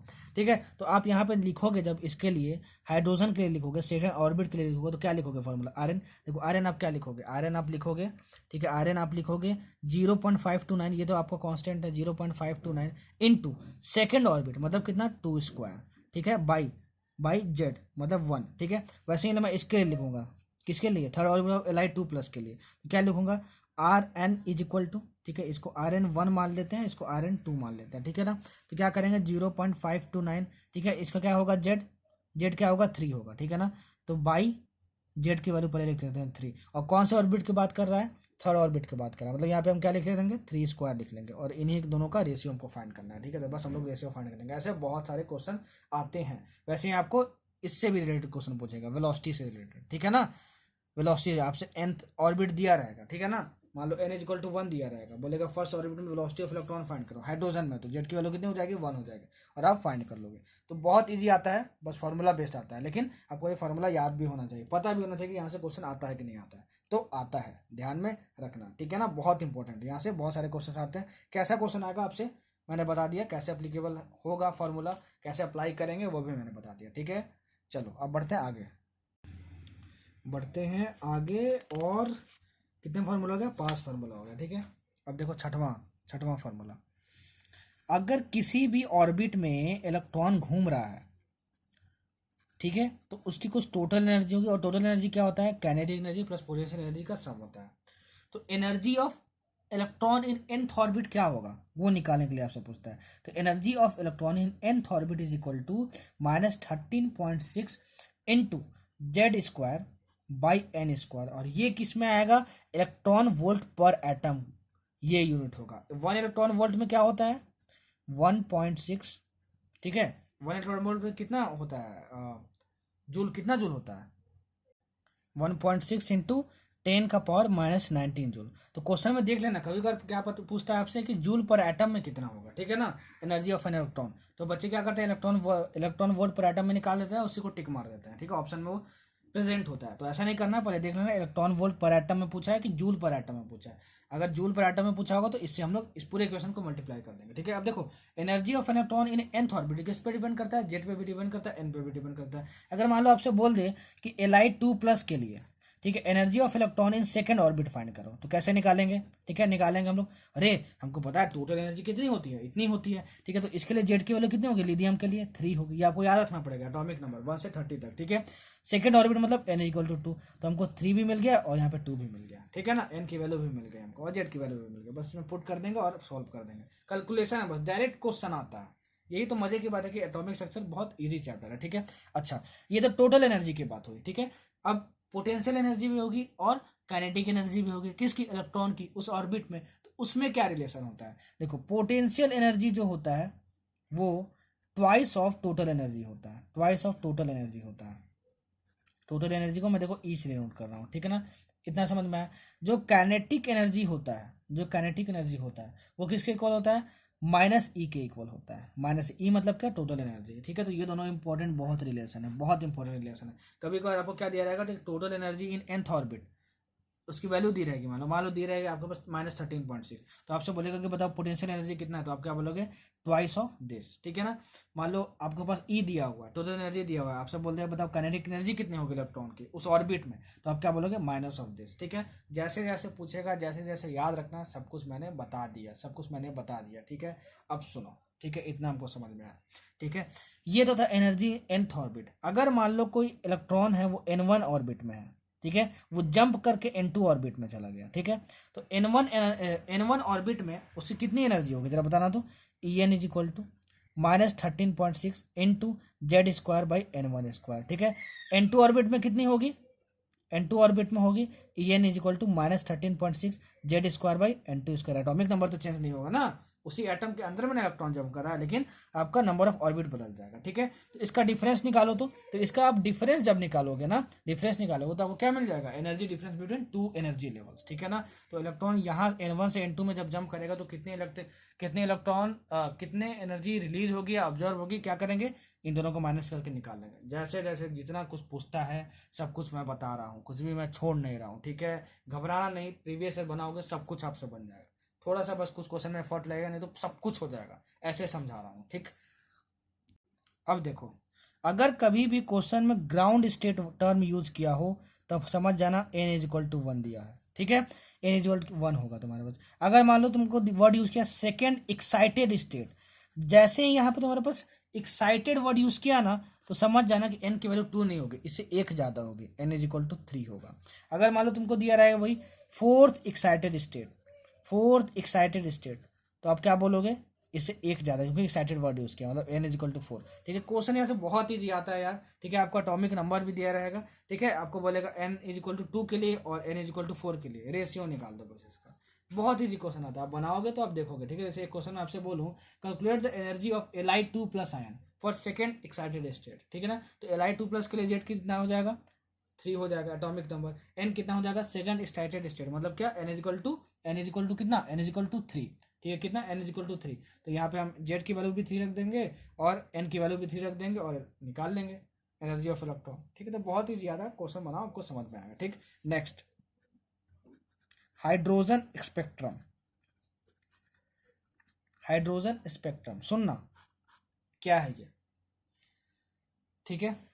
अगर किसी भी हाइड्रोजन गैस में ठीक है ना, बहुत लो प्रेशर पे उसको रखे और उसको हीट करे, क्या करें, हीट करें, तो उसमें से क्या होता है कि बहुत सारी रेडिएशंस निकलते हैं और उस रेडिएशंस में बहुत सारी लाइंस होती हैं। क्या होती है, लाइंस होते हैं। इसको हम लोग बोलते हैं हाइड्रोजन स्पेक्ट्रम। क्या होता है उतना ज़्यादा इंपॉर्टेंट नहीं था, लेकिन फिर मैंने बता दिया, ठीक है। उसमें से जो लाइंस निकलती हैं ना, ठीक है, उसका स्पेशल नाम दिया गया है। क्या क्या नाम दिया गया है, लाइमन, बैल्मर, ठीक है। जिस तरीके से याद कर, देखो सब कुछ याद करने का तरीका है, ठीक है, ताकि आपको केमिस्ट्री इजी लगे, क्योंकि आपको एकदम क्या बोलूँ, अभी आपको टीचर नहीं बनना है, अभी आपको क्या करना है कि नीट क्वालिफाई करना है, ठीक है। तो जितना आसान तरीके से सारी चीज़ों को याद रख सको वो मैं करवा रहा हूँ आपको, ठीक है। लाइमन, बैल्मर, पैस्चन, ठीक है, ब्रैकेट एंड पी फंड आपको 5 याद रखना है, ठीक है ना। लाइमन के लिए क्या होता है कि जो हमारे पास N2 की वैल्यू होती है, लाइमन के लिए हमारे पास क्या होता है, जो N1 की वैल्यू होती है वो 1 होती है, N1 की वैल्यू इसमें क्या होती है, 2 होती है, इसमें क्या होती है, 3 होती है, इसके लिए क्या होती है, 4 होती है, इसके लिए क्या होती है, 5 होती है, पी फंड के लिए। ये लाइमन सीरीज की बात हो रही है, ठीक है, ये बैल्मर सीरीज की बात हो रही है, ये सीरीज का नाम होता है, ठीक है ना। मतलब होता क्या है कि हाइड्रोजन को जब हम लोग हीट करते हैं तो उसमें से बहुत सारी रेडिएशंस निकलती हैं, उसमें बहुत सारे लाइंस होते हैं, तो वो जो लाइंस होते हैं उनको अलग अलग से ग्रुप कर दिया गया है, ठीक है। तो लाइमन सीरीज हो गया है, बैल्मर सीरीज हो गया, मतलब लाइमन सीरीज में बहुत सारी लाइंस होगी, बैल्मर सीरीज में बहुत सारी लाइंस होगी, पैसन सीरीज में बहुत सारी लाइंस होगी, ब्रैकेट में बहुत सारी लाइंस होगी, पीफन में बहुत सारी लाइन होगी। और लाइमन के लिए N1 हमेशा 1 होगा, इसके लिए 2 होगा, इसके लिए 3 होगा, इसके लिए 4 होगा, इसके लिए 5 होगा। ये सब क्या है N1, सब कुछ मैं बताऊंगा, ठीक है, सब कुछ बताऊंगा। जो लाइमन है वो यूवी रीजन में लाई करता है, पूछता है ये क्वेश्चन। जो बैल्मर सीरीज है वो विजिबल रीजन में लाई करता है, पूछता है क्वेश्चन, ठीक है। जो पैशन है वो इंफ्रारेड में होता है, इंफ्रारेड रीजन में होता है, ये भी इंफ्रारेड रीजन में होता है और ये भी इंफ्रारेड रीजन में होता है, ठीक है। अब देखो इस लाइमन सीरीज में जो लाइंस निकलेंगी, जो बैल्मर सीरीज में जो लाइंस निकलेंगी, जो पैशन सीरीज में जो लाइंस निकलेंगी, उसका कुछ ना कुछ क्या होता है, कुछ ना कुछ उसका वेवलेंथ होता है, ठीक है। क्योंकि लाइंस निकलेंगी वो रेडिएशन से निकल रही हैं, तो क्या होगा, उसना कुछ ना कुछ वेवलेंथ होगा ही। तो वो जो वेवलेंथ होता है उसको हम लोग बोलते हैं लेमडा, ठीक है ना। और 1/λ इज इक्वल टू होता है R/Z², ब्रैकेट में 1/N1² माइनस 1/N2², ठीक है ना। देखो आपसे क्वेश्चन क्या पूछेगा, इसको हम लोग क्या बोलते हैं, रिडबर्ग्स फार्मूला। क्या बोलते हैं, रिडबर्ग्स फार्मूला। यहाँ पे जो R की वैल्यू होती है, यहाँ जो R की वैल्यू होती है इन पर सेंटीमीटर, वो कितनी होती है, 109,678 पर सेंटीमीटर। जेड क्या है, एटॉमिक नंबर, ठीक है। देखो क्वेश्चन बहुत ईजी आएगा आपको। देखो क्वेश्चन क्या पूछेगा, सुनना, एक क्वेश्चन आपको बता रहा हूँ, ठीक है। Calculate the wavelength of first line of Balmer series in hydrogen atom, सुनना, ठीक है। ये आपसे पूछा गया है, calculate the wavelength of first line of Balmer series in hydrogen atom.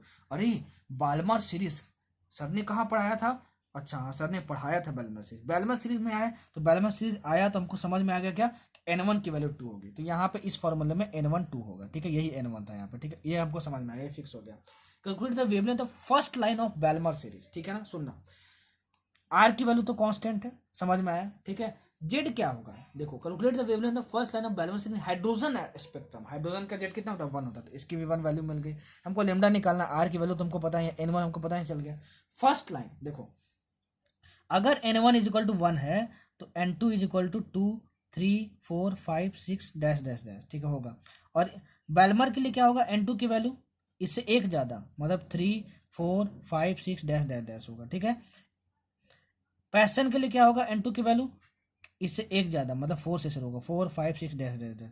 इसके लिए क्या होगा, N2 की value 5, 6, 7 dash dash dash.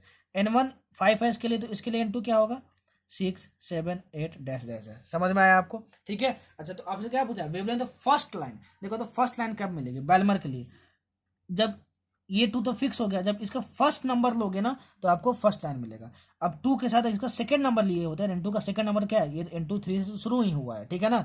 N2 तो 3 से शुरू ही हुआ है, तो सेकंड लाइन मतलब N2 4 रखेंगे, थर्ड लाइन मतलब N2 5 रखेंगे, और लास्ट लाइन के लिए क्या, ये कहाँ तक जाएगा, इन्फिनिटी तक जाएगा। मतलब अगर कभी भी लास्ट लाइन यूज करें ना वर्ड आपको क्वेश्चन में, तो आपको क्या करना है, N2 की सबसे लास्ट वाली वैल्यू ले लेनी है। N2 क्या लेना है आपको, इन्फिनिटी ले लेना है, ठीक है ना। हमेशा कभी भी क्वेश्चन में अगर आपको लास्ट लाइन वर्ड यूज किया हो तो आपको क्या लेना है, N2 इन्फिनिटी ले लेना है, N2 क्या ले लेना है, इन्फिनिटी ले लेना है। तो आपको फर्स्ट लाइन का पूछा हुआ है, तो फर्स्ट लाइन मतलब क्या, N1 तो 2 होगा ही, N2 का फर्स्ट वाला नंबर लेना है मतलब 3, तो N2 की वैल्यू कितनी होगा यहाँ पे 3, ठीक है। तो यहाँ पे N1 2 मिल गया, N2 3 मिल गया, और जेड हाइड्रोजन एक्सट्रैक्शन मिल गया, और लेमडा आप निकाल लोगे, और आर की वैल्यू आपको पता ही है। तो सब कुछ कैलकुलेशन है, कैलकुलेशन आप कितना फास्ट करते हो, ठीक है, तो आपको आंसर मिल जाएगा। तो ऐसे आता है आपको इस पे बेस्ड क्वेश्चन, ठीक है ना। हालांकि हाइड्रोजन स्पेक्ट्रम जो है और ये जो जितने भी सीरीज है वो मैंने एटम्स एंड न्यूक्लियर में पढ़ाया है मॉडर्न फिजिक्स में, वहां पे जाके देखो, वहां बहुत डिटेल में बताया और बहुत अच्छे तरीके से बताया, ठीक है। आपको समझ में आएगा, ठीक है ना, आपको समझ में आएगा, ठीक है। एक क्वेश्चन और लेते हैं, जैसे calculate the frequency of the last line of the Lyman series in hydrogen spectrum, ठीक है। तो हाइड्रोजन है तो जेड इज इक्वल टू 1 होगा, ठीक है ना। अच्छा, last line of the Lyman series मतलब क्या, N1 की तो वैल्यू 1 होगी, लास्ट लाइन जब भी वर्ड यूज होगा तो N2 की वैल्यू कितनी हो जाएगी, इन्फिनिटी हो जाएगी, सर ने बता चुका है, ठीक है। अब वो क्या निकालना है, फ्रीक्वेंसी निकालना है, ठीक है। तो यहाँ से आप पहले लेमडा निकाल लेना, ठीक है, लेमडा निकाल लेना, और mu is equal to C by lambda होता है, mu is equal to C by lambda होता है, ठीक है ना, हमको पता है frequency is equal to C by lambda होता है। अरे भाई ईएम वेव्स मैंने पढ़ाया था फिजिक्स में, नहीं पता है तो लिख लेना कि frequency is equal to C by lambda होता है। सी क्या होता है, 3 × 10⁸ मीटर पर सेकंड, ठीक है। तो लेमडा आपको मिल गया, ठीक है, सी की वैल्यू आपको पता है, तो फ्रीक्वेंसी निकालोगे, frequency is equal to C by lambda होता है, ठीक है ना, ठीक है। तो सी मिल गया, सी की वैल्यू पता है, लेमडा मिल गया, तो आप फ्रीक्वेंसी निकाल लोगे। तो ऐसे सारी चीजें पूछ सकती हैं, ठीक है ना, याद रखना, सब कुछ बता रहा हूँ कैसे करते हैं क्या करते हैं, ठीक। अच्छा, अब सुनो, इतना हो गया कैलकुलेशन ऑफ स्पेक्ट्रल लाइंस, यहां से भी बहुत सारा क्वेश्चन आता है। Calculation of spectral lines, calculation of spectral lines, देखो होता क्या है ना कि कोई भी इलेक्ट्रॉन अगर अपने N1 ऑर्बिट से N2 ऑर्बिट में जंप करता है, ठीक है, या फिर N2 ऑर्बिट से N1 ऑर्बिट में आता है, तो रेडिएशंस निकलती हैं, और वो जो रेडिएशंस निकलती हैं ना, ठीक है, रेडिएशंस में बहुत सारे स्पेक्ट्रल लाइंस होते हैं, इतना बात समझ लो, ठीक है ना, क्या होते हैं, बहुत सारी लाइंस होती हैं उसमें, ठीक है। तो कितनी लाइंस निकलेंगी, ठीक है, ये आपसे पूछा जाता है क्वेश्चन में, ठीक है। तो उसका फॉर्मूला होता है, वो कितना होता है, N2 माइनस N1 ब्रैकेट में N2 माइनस N1 प्लस 1/2, ठीक है। जैसे मैं अगर आपको बोलूं कि एक आपका इलेक्ट्रॉन है, ठीक है ना, एक इलेक्ट्रॉन है आपका, वो N1 इज इक्वल टू 4 से N2 इज इक्वल टू 6 में जंप कर रहा है, तो बताओ कितनी स्पेक्ट्रल लाइंस निकलेंगे, कितनी स्पेक्ट्रल लाइंस निकलेंगे, ठीक है। तो आप बोलोगे सर हम ये फॉर्मूला लगा देंगे, ठीक है। तो क्या करेंगे, 6 N2 की वैल्यू -4, और ये 6 - 4 + 1/2, बस इसको सोल्व कर दो, आपको कैलकुलेशन ऑफ मतलब नंबर ऑफ स्पेक्ट्रल लाइंस आपको मिल जाएगा। यहाँ से बहुत सारा क्वेश्चन पूछता है, ठीक है, कि N1 से N2 में जाकर तो बताओ कितनी स्पेक्ट्रल लाइंस इमिट होंगी, ठीक है। तो आप क्या बोलोगे, इतनी होंगी, कितनी होगी, इतनी होगी। इस फॉर्मूला को याद रखना बहुत इंपॉर्टेंट है, यहाँ से क्वेश्चन आता है, कैसे अप्लाई करना है मैंने बता दिया, ठीक है। सब कुछ ध्यान में रखना, सब कुछ ध्यान में रखना, साथ साथ नोट्स बनाते जाना, हाथ में कॉपी पेन रखना, तभी मजा आएगा, तभी समझ में आएगा। बस मुंह उठा के देख लोगे तो कोई फायदा नहीं होने वाला, पहले बोल दिया हूँ, ठीक।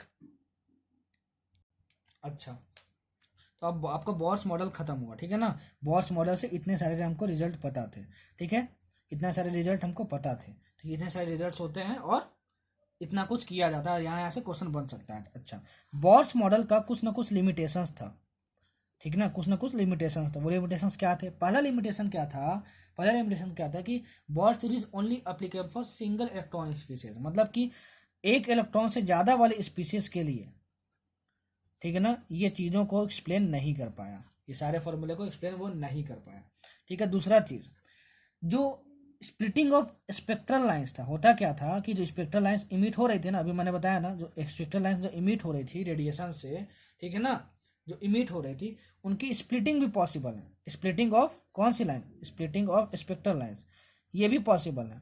ये कैसे पॉसिबल है स्प्लिटिंग उस स्पेक्ट्रल लाइंस की, जब उनको हम मैग्नेटिक फील्ड या फिर इलेक्ट्रिक फील्ड में रख दें, ठीक है। तो जब हम उसको मैग्नेटिक फील्ड या फिर इलेक्ट्रिक फील्ड में रख रहे थे, तो जो आपकी स्पेक्ट्रल लाइंस निकल रही थी वो स्प्लिट हो जा रही थी, वो बढ़ जा रही थी, ठीक है। तो उसको भी वो एक्सप्लेन नहीं कर पाया था बॉर्स मॉडल। ये बहुत दो मेजर ड्रॉबैक था, ठीक है ना, दो मेजर ड्रॉबैक था, ठीक है, याद रखना, ठीक है।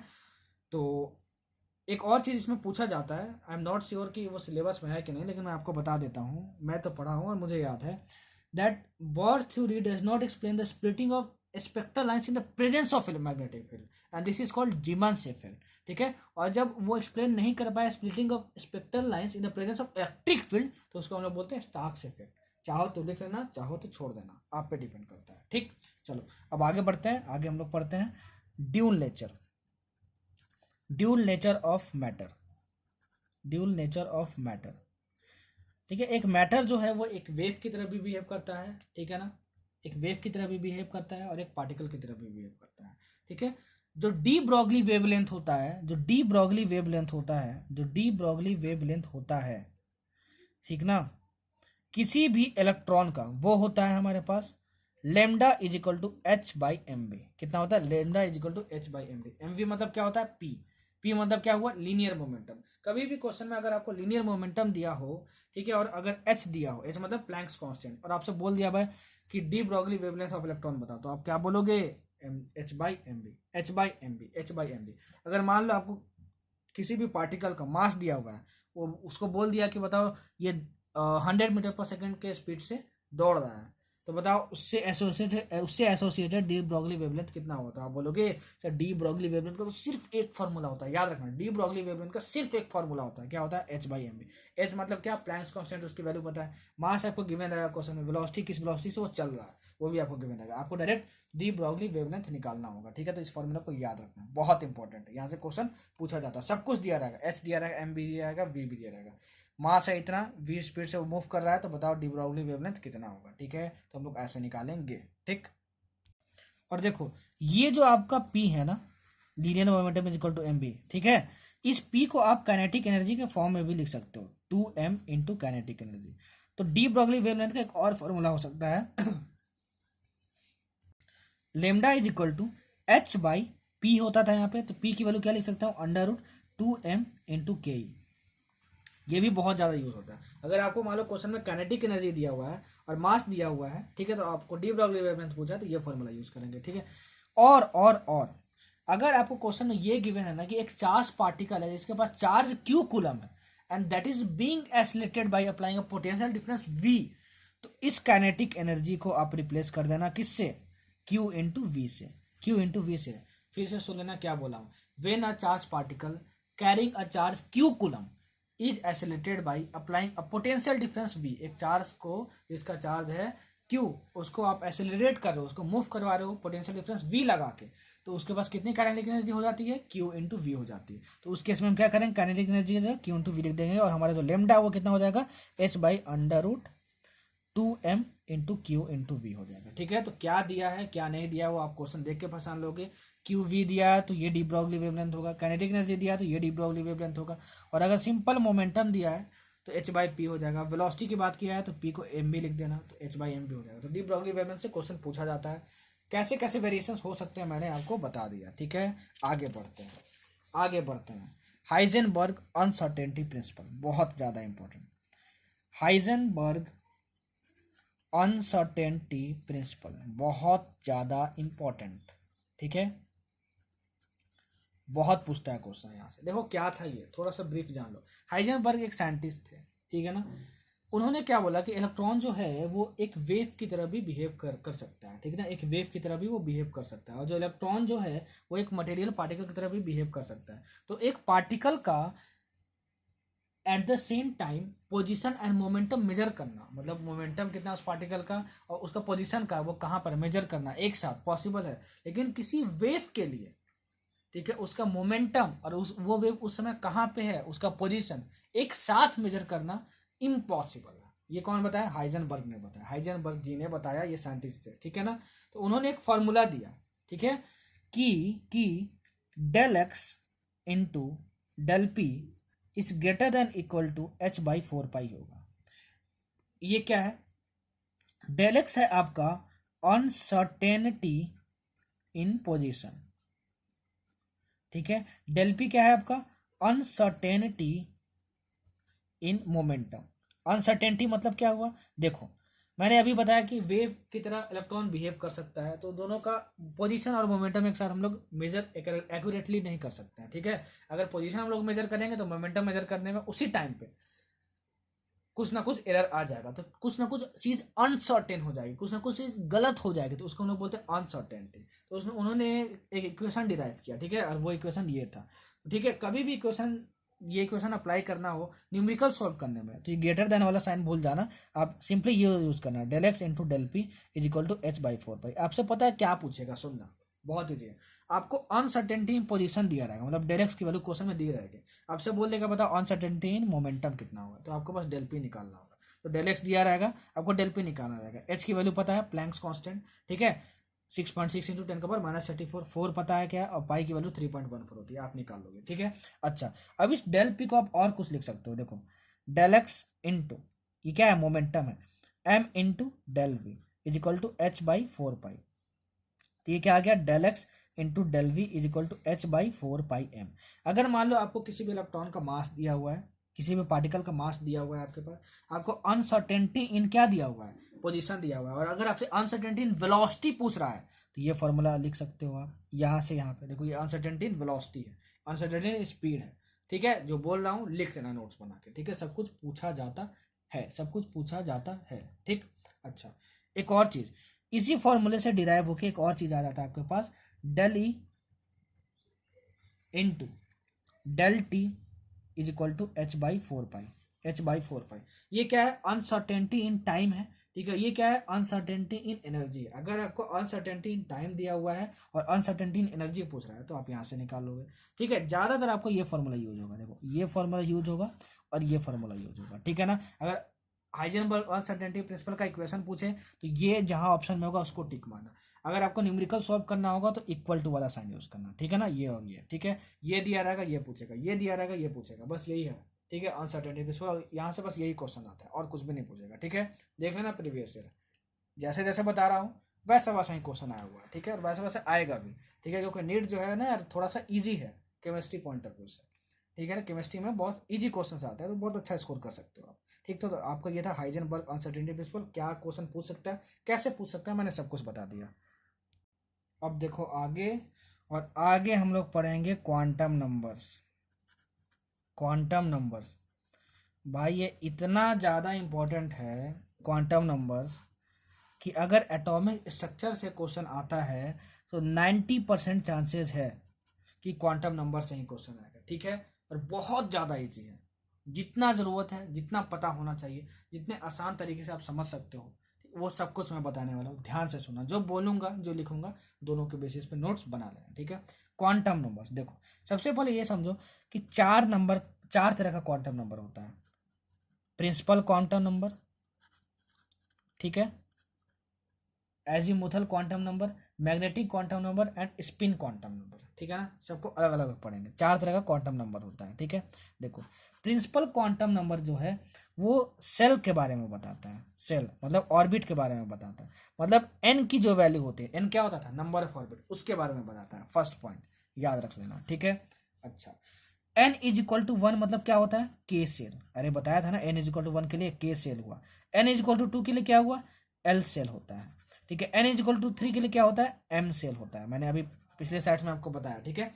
तो इस एन की वैल्यू बताता है प्रिंसिपल क्वांटम नंबर, क्या बताता है, principal quantum number, principal quantum number, समझ में आया, ठीक है। कौन बताता है, प्रिंसिपल क्वांटम नंबर बताता है, मतलब principal quantum number tells about the number of orbit और द सेल, ठीक है। ये क्वेश्चन पूछा जाता है कि प्रिंसिपल क्वांटम नंबर क्या बताता है, ठीक है। तो ये हमको समझ में आ गया। दूसरी चीज यहाँ से क्या याद रखना है आपको, number of electrons, number of electrons in a shell is equal to 2n² होता है, ठीक है, याद रखना 2n² होता है। अगर आपसे बोल दे कि बताओ एल सेल, एल सेल में कितने नंबर ऑफ इलेक्ट्रॉन्स होंगे, एल सेल में कितने इलेक्ट्रॉन्स होंगे, तो आप बोलोगे कि number of electrons in a shell कैसे निकालते हैं, देखो यहाँ पर सेल लिखा हुआ है, सेल कैसे निकालते हैं, ठीक है। तो एल सेल के लिए क्या है, देखो n is equal to 2, n is equal to 2, तो नंबर ऑफ इलेक्ट्रॉन्स कितना होगा, 2 इंटू 2² मतलब कितना हो जाएगा, 8 हो जाएगा, समझ में आया, ठीक है। वैसे n इज इक्वल टू 4 के लिए क्या होगा, कौन सा shell, KLMN, n is equal to 5 के लिए O सेल, ठीक है, ऐसे। तो प्रिंसिपल क्वांटम नंबर के बारे में बस इतना याद रखना कि principal quantum number number of orbit के बारे में बताता है। तो ऑप्शन में दिया रहता है, बताओ नंबर ऑफ ऑर्बिट के बारे में कौन सा क्वांटम नंबर बताता है, तो आप बोलोगे प्रिंसिपल क्वांटम नंबर बताता है। और उसके बारे में एक चीज और याद रखना कि number of electrons in a shell कैसे निकालते हैं, 2n², और ये चीज, ठीक है। ये था आपका प्रिंसिपल क्वांटम नंबर, इतनी चीजें याद कर लेना प्रिंसिपल क्वांटम नंबर के बारे में। दूसरा एजीमुथल क्वांटम नंबर, ठीक है, इसको हम लोग और भी नाम देते हैं, ठीक है। दूसरा नाम इसका क्या होता है, subsidiary quantum number, subsidiary quantum number, ठीक है, ज्यादातर ये यूज होता है एजीमुथल क्वांटम नंबर, ठीक है। और भी इसका नाम दिया गया है angular quantum number, secondary quantum number, सब कुछ नोट कर लेना, ठीक है। ये बताता है हमें number of subcells possible, number of subcells possible. देखो कोई भी सेल होता है ना, जैसे तुम्हारे पास के सेल हो गया, उसके अंदर भी बहुत सारे और सेल्स होते हैं, तो उसके अंदर में जो सेल्स होते हैं उसको हम लोग क्या बोलते हैं, सबसेल्स बोलते हैं। जैसे जैसे हिंदी में बता रहा हूँ, सब कुछ नोट करते देना, तभी मजा आएगा आपको, तभी मजा आएगा आपको, ठीक है। अच्छा ठीक है, ये हमको समझ में। एजीमुथल क्वांटम नंबर को हम लोग एल से डिनोट करते हैं, किसे डिनोट करते हैं, एल से डिनोट करते हैं, ठीक है। अच्छा, इस एल की जो वैल्यू होती है वो 0 to n-1 तक होती है, याद रखना, ठीक है। एजीमुथल क्वांटम नंबर क्या बताता है, कितने सबसेल्स पॉसिबल है, कितने सबसेल्स पॉसिबल है, ठीक है। और भी ये क्या बताता है, और ये बताता है आपको shape of subshell, shape of subshell, ठीक है, एंड ऑर्बिटल, एंड ऑर्बिटल, ठीक है। अच्छा, इतना हमको समझ में आया।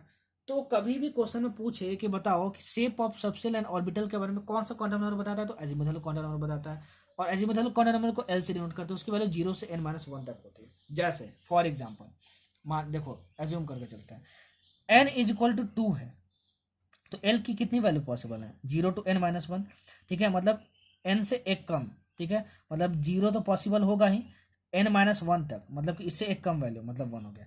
n इज इक्वल टू 3 के लिए 0 से शुरू करना है, 0, 1, 2, 3 हो सकती है क्या, नहीं, क्योंकि n-1 तक लेना है, n-1, n मतलब क्या, n से एक कम होना चाहिए, n 3 है तो इससे एक कम होना चाहिए, तो 2 तक वैल्यू ले सकते हैं। इतना हमको समझ में आया, ठीक है, इतना हमको समझ में आया। अच्छा, जब हमारे पास L इज इक्वल टू 0 होता है, इसको हम लोग बोलते हैं एस सब सेल, याद रखना। जब हमारे पास L इज इक्वल टू 1 होता है तो इसको हम लोग बोलते हैं P सब सेल, ठीक है। जब L इज इक्वल टू 2 हमारे पास होता है तो इसको हम लोग बोलते हैं D सब सेल, ठीक है। जब हमारे पास L इज इक्वल टू 3 होता है तो हम इसको बोलते हैं F सब सेल। ये चीजें आपको याद रखना है, ठीक है। मतलब आपको क्वेश्चन में दे दिया जाए, बोला जाए कि L इज इक्वल टू 1, ठीक है, ये किस सबसेल को डिनोट कर रहा है, तो P सबसेल होगा, उसको आपको टिक मारना होगा। अगर मान लो n इज इक्वल टू 2 है तो L की कितनी वैल्यूज पॉसिबल है, 2 वैल्यूज पॉसिबल है, ये पूछ सकता है। n इज इक्वल टू 3 है तो कितनी वैल्यूज पॉसिबल है, इतनी वैल्यूज पॉसिबल है। समझ में आया, समझ में आया। इसका मतलब क्या हुआ कि n इज इक्वल टू 2 में कितने सबसेल्स हैं, 2 सबसेल्स हैं। वही मैंने बताया था कि नंबर ऑफ सबसेल्स कितने पॉसिबल है, वो एजीमुथल क्वांटम नंबर बताता है।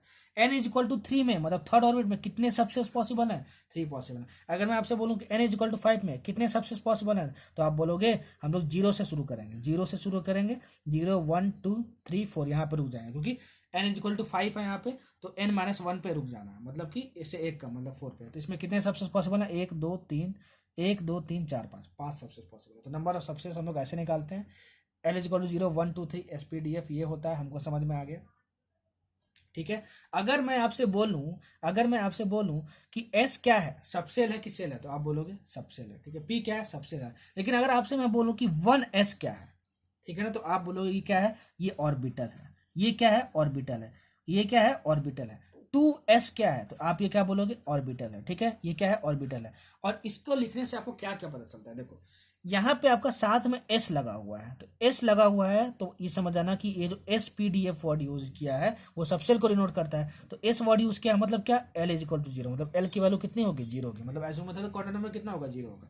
इसके साथ जो बड़ा सा नंबर लिखा रहता है उसका मतलब होता है प्रिंसिपल क्वांटम नंबर, मतलब कि वैल्यू ऑफ n, मतलब इज इक्वल टू 2 हुआ, इज इक्वल टू 2 हुआ, ठीक है। समझ में आया। इसके लिए वैसे ही s के लिए L इज इक्वल टू 0 हो गया, n की वैल्यू कितनी हो गई, 1 हो गई, मतलब साथ में जो लिखता है वो क्या होता है, प्रिंसिपल क्वांटम नंबर होता है। अगर मैं बोलूँ आपको n इज इक्वल टू 3 और L इज इक्वल टू 2 के लिए बताओ कौन सा ऑर्बिटल बनेगा।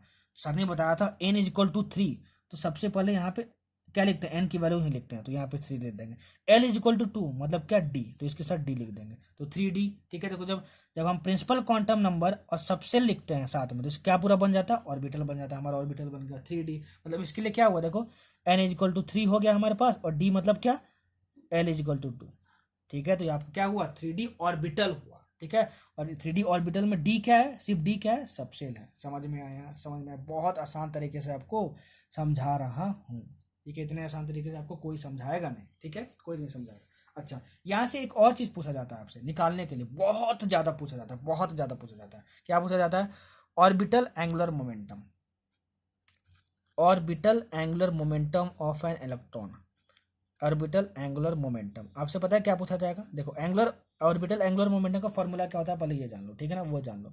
देखो इसका फॉर्मूला होता है under root l into l plus one under root l into l plus one into h by two pi into h by two pi, ठीक है ना, into h by two pi, ठीक है। यहाँ पे जो एल क्या है, एल है तुम्हारे पास एजिमुथल क्वांटम नंबर, देखो एल यहाँ पे, ठीक है ना, एच बाई टू पाई है। इस एच बाई टू पाई को कभी कभार हम लोग एच बार भी लिखते हैं, ठीक है ना, एच बार, इसकी वैल्यू क्या होती है, एच बाई टू पाई होती है, ठीक है, एच बाई टू पाई होती है, याद रखना। मतलब इस फॉर्मूले को हम लोग ये भी लिख सकते हैं, under root l into l plus one into h bar, ठीक है ना, एच बार लिख सकते हैं, या फिर बोलो कि एच पे यहाँ पे चाकू मार दिए, क्या मार दिए, चाकू मार दिए, ठीक है। अब देखो यहाँ पे कैसे क्वेश्चन होते हैं, एक्चुअली में इसको हैश पढ़ा जाता है, क्या, एच हैच, ठीक है ना, ये पढ़ा जाता है इसको, ठीक है। ये होता है orbital angular momentum, orbital angular momentum. आपसे क्वेश्चन में पता है क्या पूछेगा, आपसे क्वेश्चन में पूछेगा कि देखो 1s ऑर्बिटल के लिए, देखो प्रिंसिपल क्वांटम नंबर और एस साथ में लिखा है, तो ये आपका ऑर्बिटल होगा। 1s ऑर्बिटल के लिए बताओ कितना ऑर्बिटल एंगुलर मोमेंटम होगा, आपसे ये पूछेगा। तो आप बोलोगे कि 1s ऑर्बिटल, ठीक है, तो हमको क्या चाहिए, ऑर्बिटल एंगुलर मोमेंटम चाहिए। तो अरे हमको तो पता है कि h बाई टू पाई तो कांस्टेंट है हमारा, ठीक है, हमको क्या चाहिए, बस l की वैल्यू चाहिए। l की वैल्यू मिल जाए तो मजा आ जाए। l की वैल्यू कहाँ से मिलती है, एस को देखा तो एल की वैल्यू मिल गई। एल की वैल्यू कितनी होती है, ये याद रखना पड़ेगा, ये चारों याद रखना, ठीक है, कितनी होती है, जीरो होती है, कितनी होती है, जीरो होती है। तो एल की वैल्यू यहाँ पे जीरो रख दो, ठीक है, तो कितना हो गया, जीरो इंटू ये पूरा जीरो आ जाएगा। तो ऑर्बिटल एंगुलर मोमेंटम की वैल्यू कितनी आ गई, जीरो आ गई, ठीक है। आपसे मान लो बोल दे कि 3D के लिए, 3D के लिए, ठीक है, 3D के लिए बताओ कितना एंगुलर मोमेंटम होगा इस ऑर्बिटल के लिए, ठीक है। तो आप बोलोगे सबसे पहले हमको एल की वैल्यू को चाहिए, तो एल की वैल्यू डी के लिए कितने की होती है, डी के लिए होती है आपके पास 2, तो एल की वैल्यू कितनी आ गई, 2 आ गई। तो यहाँ पे हम एल की वैल्यू 2 रख देंगे, 2 इंटू टू प्लस वन, तो मतलब कितना आ जाएगा, बस 2 इंटू थ्री, मतलब under root 3 h by two pi, तुम्हारा आंसर हो जाएगा ऑर्बिटल एंगुलर मोमेंटम। बहुत ज्यादा क्वेश्चन आता है ऐसे, बहुत ज्यादा क्वेश्चन आता है, ठीक है। कैसे निकालना है, कैसे पहचानना है, सब कुछ मैंने बता दिया, ठीक है। तो number of electrons in a shell तुमने पहचान लिया कितना होता है, 2n स्क्वायर होता है। अगर आपको नंबर ऑफ इलेक्ट्रॉन्स इन सब सेल पूछ दे, क्या पूछ दे, नंबर ऑफ इलेक्ट्रॉन्स इन अ सब सेल, इन अ सब सेल, देखो वहां पे क्या था, सेल था, बस याद रखना। अगर नंबर ऑफ इलेक्ट्रॉन्स इन सब सेल पूछ दे तो इसकी वैल्यू होती है 2 into twelve plus one, 2 into twelve plus one, 2 into twelve plus one. जैसे अगर मैं आपसे बोल दूं कि बताओ डी सब सेल में, ये डी सब सेल है, डी सब सेल में कितने इलेक्ट्रॉन्स पॉसिबल हैं, ठीक है। तो डी सब सेल के लिए एल की वैल्यू कितनी होती है, 2 होती है। तो हम यहाँ पे क्या रख देंगे, 2 इंटू टू प्लस वन, मतलब कितना हो जाएगा यहाँ पे देखो, 2 into two 4, 4 plus one 5, 5 into two, मतलब कितना हो गया, 10 हो गया, ठीक है। तो किसी भी सबसेल में कितने इलेक्ट्रॉन्स पॉसिबल हैं वो निकालने के लिए हम लोग क्या करेंगे, 2 इंटू ट्वेल्व प्लस वन करेंगे। L is azimuthal quantum number. तो एजमुथल क्वांटम नंबर क्या क्या बताता है, सब कुछ क्या क्या बताता है, सब कुछ बताता है। नंबर ऑफ सबसेस पॉसिबल, शेप बताता है, ठीक है ना, शेप बताता है। एन की वैल्यू तुमको दी रहेगी, तो एल की वैल्यू कैसे कैलकुलेट करेंगे, ऑर्बिटल एंगुलर मोमेंटम दिया, ऑर्बिटल एंगुलर मोमेंटम कैसे कैलकुलेट करेंगे, क्या ऑर्बिटल होता है, कैसे पहचानते हैं, प्रिंसिपल क्वांटम नंबर पहले वाला होता है, बाद में क्या होता है, एस क्या बताता है, एस बताता है एजिमुथल क्वांटम नंबर, ठीक है। और ऐसे हमको ये चीज, ये चारों चीजें हमको याद रखनी है, ठीक है। अच्छा, तो पूरा स्लाइड बहुत इंपॉर्टेंट है, जितना कुछ पूछ सकता है मैंने सब कुछ बता दिया, ठीक। अब देखो शेप ऑफ सबसेल के बारे में ही बताता है एजिमुथल क्वांटम नंबर, ठीक है। तो देखो वो क्या क्या याद रखना है कि जो एस सब सेल होता है वो कैसा होता है, स्फेरिकल होता है, ठीक है।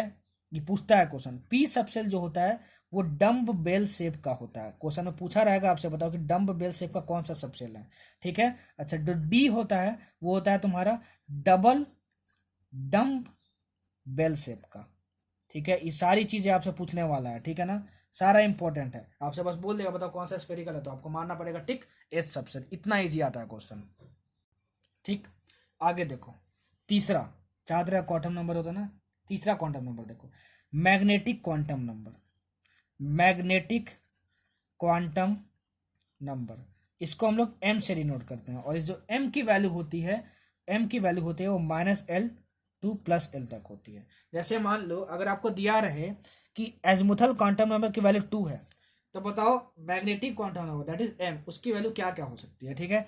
तो m की वैल्यू क्या हो पाएगी, -L टू +L, मतलब -2 टू +2, ठीक है। मतलब क्या क्या हो सकती है, -2, -1, 0, +1, +2, मतलब -2 से +2 के बीच में जितना भी तुम्हारा नंबर है, ठीक है ना, जितना भी नंबर है। अगर मान लो तुमको L=1 दिया रहा है, तो m की वैल्यू कहाँ से कहाँ तक हो सकती है, m की वैल्यू हो सकती है -L टू +L, मतलब कितना, -1 टू +1। तो इसके बीच में कौन कौन सी वैल्यू है, -1, 0, +1, ठीक है, समझ में आया? ठीक है, और ये आपको क्या बताया मैग्नेटिक क्वांटम नंबर, ये आपको बताता है, ये भी आपको बताता है शेप ऑफ डिफरेंट ऑर्बिटल्स, ये आपको बताया शेप ऑफ डिफरेंट ऑर्बिटल्स। अरे सर आपने तो ये बताया था कि शेप ऑफ डिफरेंट ऑर्बिटल्स बताता है एज़िमुथल क्वांटम नंबर, नहीं, वहां मैंने क्या बताया था, it tells about the shape of subshell. Shape of subshell के बारे में कौन बताता है, एज़िमुथल क्वांटम नंबर। पर शेप ऑफ डिफरेंट ऑर्बिटल्स के बारे में कौन बताता है, magnetic quantum number. Magnetic quantum number L की वैल्यू अगर हमको पता हो तो हम एम की वैल्यू कैसे निकालेंगे, हमने बता दिया। और ये बहुत इंपॉर्टेंट है, पूछता है कि बताओ एल की वैल्यू ये है तो एम की वैल्यू कितनी सारी पॉसिबल है। तो देखो एल की वैल्यू अगर 2 थी तो एम की वैल्यू इतनी पॉसिबल है, 1 2 3 4 5, मतलब 5 वैल्यूज और पॉसिबल। ठीक है, तो शेप ऑफ डिफरेंट ऑर्बिटल्स बताता है मैग्नेटिक क्वांटम नंबर। ठीक है ना, और ये बताता है गिब्स नंबर ऑफ ऑर्बिटल्स, कितने ऑर्बिटल्स पॉसिबल हैं वो बताता है मैग्नेटिक क्वांटम नंबर, याद रखना। ठीक है ना, और वो एम की वैल्यू से पता चलता है। देखो जैसे एल इज इक्वल टू 2 के लिए, एल इज इक्वल टू 2 के लिए, ठीक है ना, एल इज इक्वल टू 2 के लिए, ठीक है, हमारे पास कितनी एम की वैल्यूज हैं, 1 2 3 4 5, मतलब हमारे पास 5 नंबर ऑफ ऑर्बिटल्स पॉसिबल है l is equal to 2 subshell में, l is equal to 2 subshell में। ठीक है ना, समझ में आया तुमको? अरे एल है एजीमुथल क्वांटम नंबर, तो सबसेल के बारे में बताता है हमारे पास। एल इज इक्वल टू 2 मतलब क्या हुआ, देखो एसपीडी मतलब तुम्हारे पास हुआ डी सबसेल। ठीक है, तो डी सबसेल में कितने ऑर्बिटल्स पॉसिबल हैं, 1 2 3 4 5, क्यों, क्योंकि मैग्नेटिक क्वांटम नंबर निकाले तो मैग्नेटिक क्वांटम नंबर की जितनी भी वैल्यूज होंगी वो क्या देगा, नंबर ऑफ ऑर्बिटल्स देगा। ठीक है, तो एल इज इक्वल टू 2 के लिए कितनी वैल्यूज आई एम की, 5 वैल्यूज आई, मतलब कितने पॉसिबल हैं ऑर्बिटल्स, 5 पॉसिबल है, 5 पॉसिबल है। ठीक है, समझ में आया, समझ में आया। It gives shape of different orbitals and orientation of this orbitals. ठीक है, ओरिएंटेशन ऑफ दिस ऑर्बिटल्स वो भी आपको बताता है। ठीक है, जैसे सुनो, आपका जो पी सबसेल है, पी सबसेल है, तो पी सबसेल के लिए एल की वैल्यू कितनी होती है, 1 होती है। तो एल की वैल्यू 1 होती है, इसका मतलब क्या, -1 0 और +1 एम की वैल्यूज पॉसिबल है। मतलब कितने ऑर्बिटल्स पॉसिबल है, 1 2 3, 3 ऑर्बिटल्स पॉसिबल है। ठीक, तो इसमें सबसेल के अंदर भी क्या होता है, ऑर्बिटल्स होता है। देखो सेल के अंदर सबसेल्स होता है, सबसेल्स के अंदर भी ऑर्बिटल्स होते हैं। ठीक है ना, सब कुछ जो बोल रहा हूँ, जो लिख रहा हूँ, सब कुछ नोट करना, एकदम भयंकर नोट्स बन जाएगा। ऐसा नोट्स कहीं नहीं मिलेगा आपको रिवीजन क्रैश कोर्स से, पूरे यूट्यूब पे देख लेना, ऐसा कोई रिवाइज नहीं करवाएगा आपको। ठीक ना, बकैती मार के बस फॉर्मूला लिख देंगे उसी को, हाँ ये एच है, ये एम है, ये वी है, 5 तो क्वेश्चन करवा दिए, बस हो गया। मैं वैसे नहीं करवाता हूँ, मेरा तरीका कुछ अलग है। ठीक है ना, मेरा तरीका अलग है, और सब कुछ मैं जितना जरूरत है, जितना अच्छे तरीके से समझा सकता हूँ उतना समझाता हूँ। ठीक, शॉर्ट टाइम में। देखो पी सबसेल है, l is equal to 1, m की वैल्यू कितनी पॉसिबल है, 1 2 3। ठीक है, तो 3 वैल्यू पॉसिबल है। तो मैग्नेटिक क्वांटम नंबर क्या बताया, नंबर ऑफ ऑर्बिटल्स, मतलब इसके लिए कितने ऑर्बिटल्स पॉसिबल है, 3 ऑर्बिटल्स पसंद है पॉसिबल है। और उन 3 ऑर्बिटल्स के नाम होते हैं पी सबसेल के, आपको याद रखना, p x orbital, p y orbital and p z orbital. ठीक है, और तीनों कैसे शेप के होते हैं, डम्ब बेल शेप के होते हैं। ठीक है ना, p x p y and p z. और इनकी जो एनर्जी होती है, देखो ऑर्बिटल्स की एनर्जी होती है, ठीक है ना, इन तीनों की एनर्जी क्या होती है, सेम होती है। क्या होती है, इन तीनों की एनर्जी सेम होती है। क्वेश्चन पूछता है कि बताओ पी एक्स पी वाई और पी जेड जो ऑर्बिटल्स हैं, जो पी सबसेल्स के अंदर होते हैं, ठीक है, उनकी एनर्जी क्या होती है, सेम होती है कि डिफरेंट होती है, आप क्या बोलोगे, सेम होती है, सेम होती है। वैसे ही डी ऑर्बिटल्स के लिए, डी सबसेल में, ठीक है, डी सबसेल में कितने ऑर्बिटल्स होते हैं, 1 2 3 4 5। कैसे पता चला, मैग्नेटिक क्वांटम नंबर हम लोग निकाल लेते हैं, समझ में आया, समझ में आया। ठीक है, मैग्नेटिक क्वांटम नंबर निकाल ले तो एम की वैल्यू से हमको पता चल गया, तो इसके 5 ऑर्बिटल्स पॉसिबल है। वैसे अगर मान लो एल की वैल्यू 5 दी रहेगी आपको, ठीक है, तो एम की वैल्यू निकाल लेना, जितनी एम की वैल्यूज होंगी उतनी ही नंबर ऑफ ऑर्बिटल्स पॉसिबल होंगे। तो नंबर ऑफ ऑर्बिटल्स कितने पॉसिबल है वो निकालने के लिए क्या करते हैं, मैग्नेटिक क्वांटम नंबर। ठीक है, मैग्नेटिक क्वांटम नंबर निकालते हैं। ठीक है, अच्छा, तो डी सबसेल के लिए 5 ऑर्बिटल्स आपके पॉसिबल है। ठीक है, 5 ऑर्बिटल्स कैसे कैसे होते हैं वो याद रखना जरूरी है। डी ऑर्बिटल के शेप कैसे होते हैं, डम्ब बेल, कैसे होते हैं, डबल डम्ब बेल शेप होते हैं। और पी के कैसे होते हैं, डम्ब बेल शेप होता है। ठीक है, तो हम लोग जो डी, हमारा डी सबसेल था ना, डी सबसेल, इसके 5 ऑर्बिटल्स पॉसिबल है। थोड़ा सा बाद में देखते हैं, ठीक है ना, कि उसके कैसे कैसे शेप होते हैं। ठीक है ना, उससे हम लोग पहले पढ़ते हैं नोडल प्लेन्स। क्या पढ़ते हैं हम लोग, नोडल प्लेन्स और नोड्स। पहले देखो नोड्स क्या होता है, नोड्स। ठीक है, नोड्स क्या होता है, सुनो, it is a point, it is a line or it can be a plane in which probability of finding electron is 0। मतलब कि नोड एक ऐसा सरफेस है, नोड एक ऐसा पॉइंट भी है, नोड एक ऐसा सरफेस है, एक पॉइंट है या फिर प्लेन है या फिर लाइन है, कुछ भी हो सकता है, जहां पे एक भी इलेक्ट्रॉन ना पाया जा सके, उसको हम लोग क्या बोलते हैं, नोड बोलते हैं। क्या बोलते हैं, नोड बोलते हैं, ठीक है। अच्छा, तो टोटल नंबर ऑफ नोट्स निकालने को पूछा जाता है आपसे एग्जाम में, ठीक है, और कुछ याद रखने की जरूरत नहीं है। क्या पूछा जाता है, टोटल नंबर ऑफ नोट्स पूछा जाता है। अगर मान लो आपके पास principal quantum number that is n, principal quantum number मतलब क्या, एन। अगर प्रिंसिपल क्वांटम नंबर की वैल्यू तुमको दी हुई है, मान लो कितने दिए, एन इज इक्वल टू 2, तो आपसे पूछ दिया अगर टोटल नंबर ऑफ नोट्स निकालो कितने पॉसिबल हैं, तो आप बोलोगे n-1। बहुत इजी, डायरेक्ट पूछा जाता है, लेकिन बच्चे को फॉर्मूला याद नहीं रहता है, बच्चे छोड़ के चले जाते हैं, इसलिए नहीं बना पाते हैं। दूसरा, अगर आपसे पूछा जाए कि बताओ नंबर ऑफ रेडियल नोट्स कितने पॉसिबल हैं, नंबर ऑफ रेडियल नोट्स कितने पॉसिबल है, तो आप बोलोगे कितना, n-l-1 पॉसिबल है, ठीक है। थर्ड, अगर आपसे ये पूछा जाए कि नंबर ऑफ एंगुलर नोट्स कितने पॉसिबल है, नंबर ऑफ एंगुलर नोट्स कितने पॉसिबल हैं, तो आप बोलोगे कितना, l।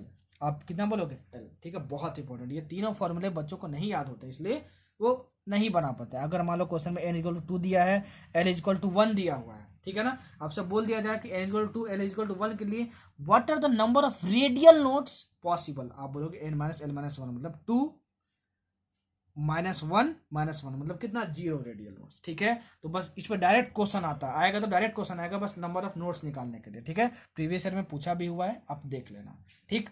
अच्छा, ठीक है। और जिस प्लेन पे प्रोबेबिलिटी ऑफ फाइंडिंग इलेक्ट्रॉन 0 होता है उसको हम लोग क्या बोलते हैं, नोडल प्लेन बोलते हैं, ठीक है। नोडल प्लेन बोलते हैं, क्या बोलते हैं, नोडल प्लेन बोलते हैं। नोडल प्लेन समझ गए आप क्या होता है, नोडल प्लेन समझ गए आपका क्या होता है। नोडल प्लेन क्या होता है आपका, ऐसा प्लेन जहाँ पे प्रोबेबिलिटी ऑफ फाइंडिंग इलेक्ट्रॉन 0 हो। नोड क्या होता है, ऐसा पॉइंट, ऐसा लाइन, ऐसा प्लेन जहाँ पे प्रोबेबिलिटी ऑफ फाइंडिंग इलेक्ट्रॉन 0 हो, ठीक है। ध्यान से सुनना, सबके बेसिस पे नोट्स बनाते जाना, ठीक है।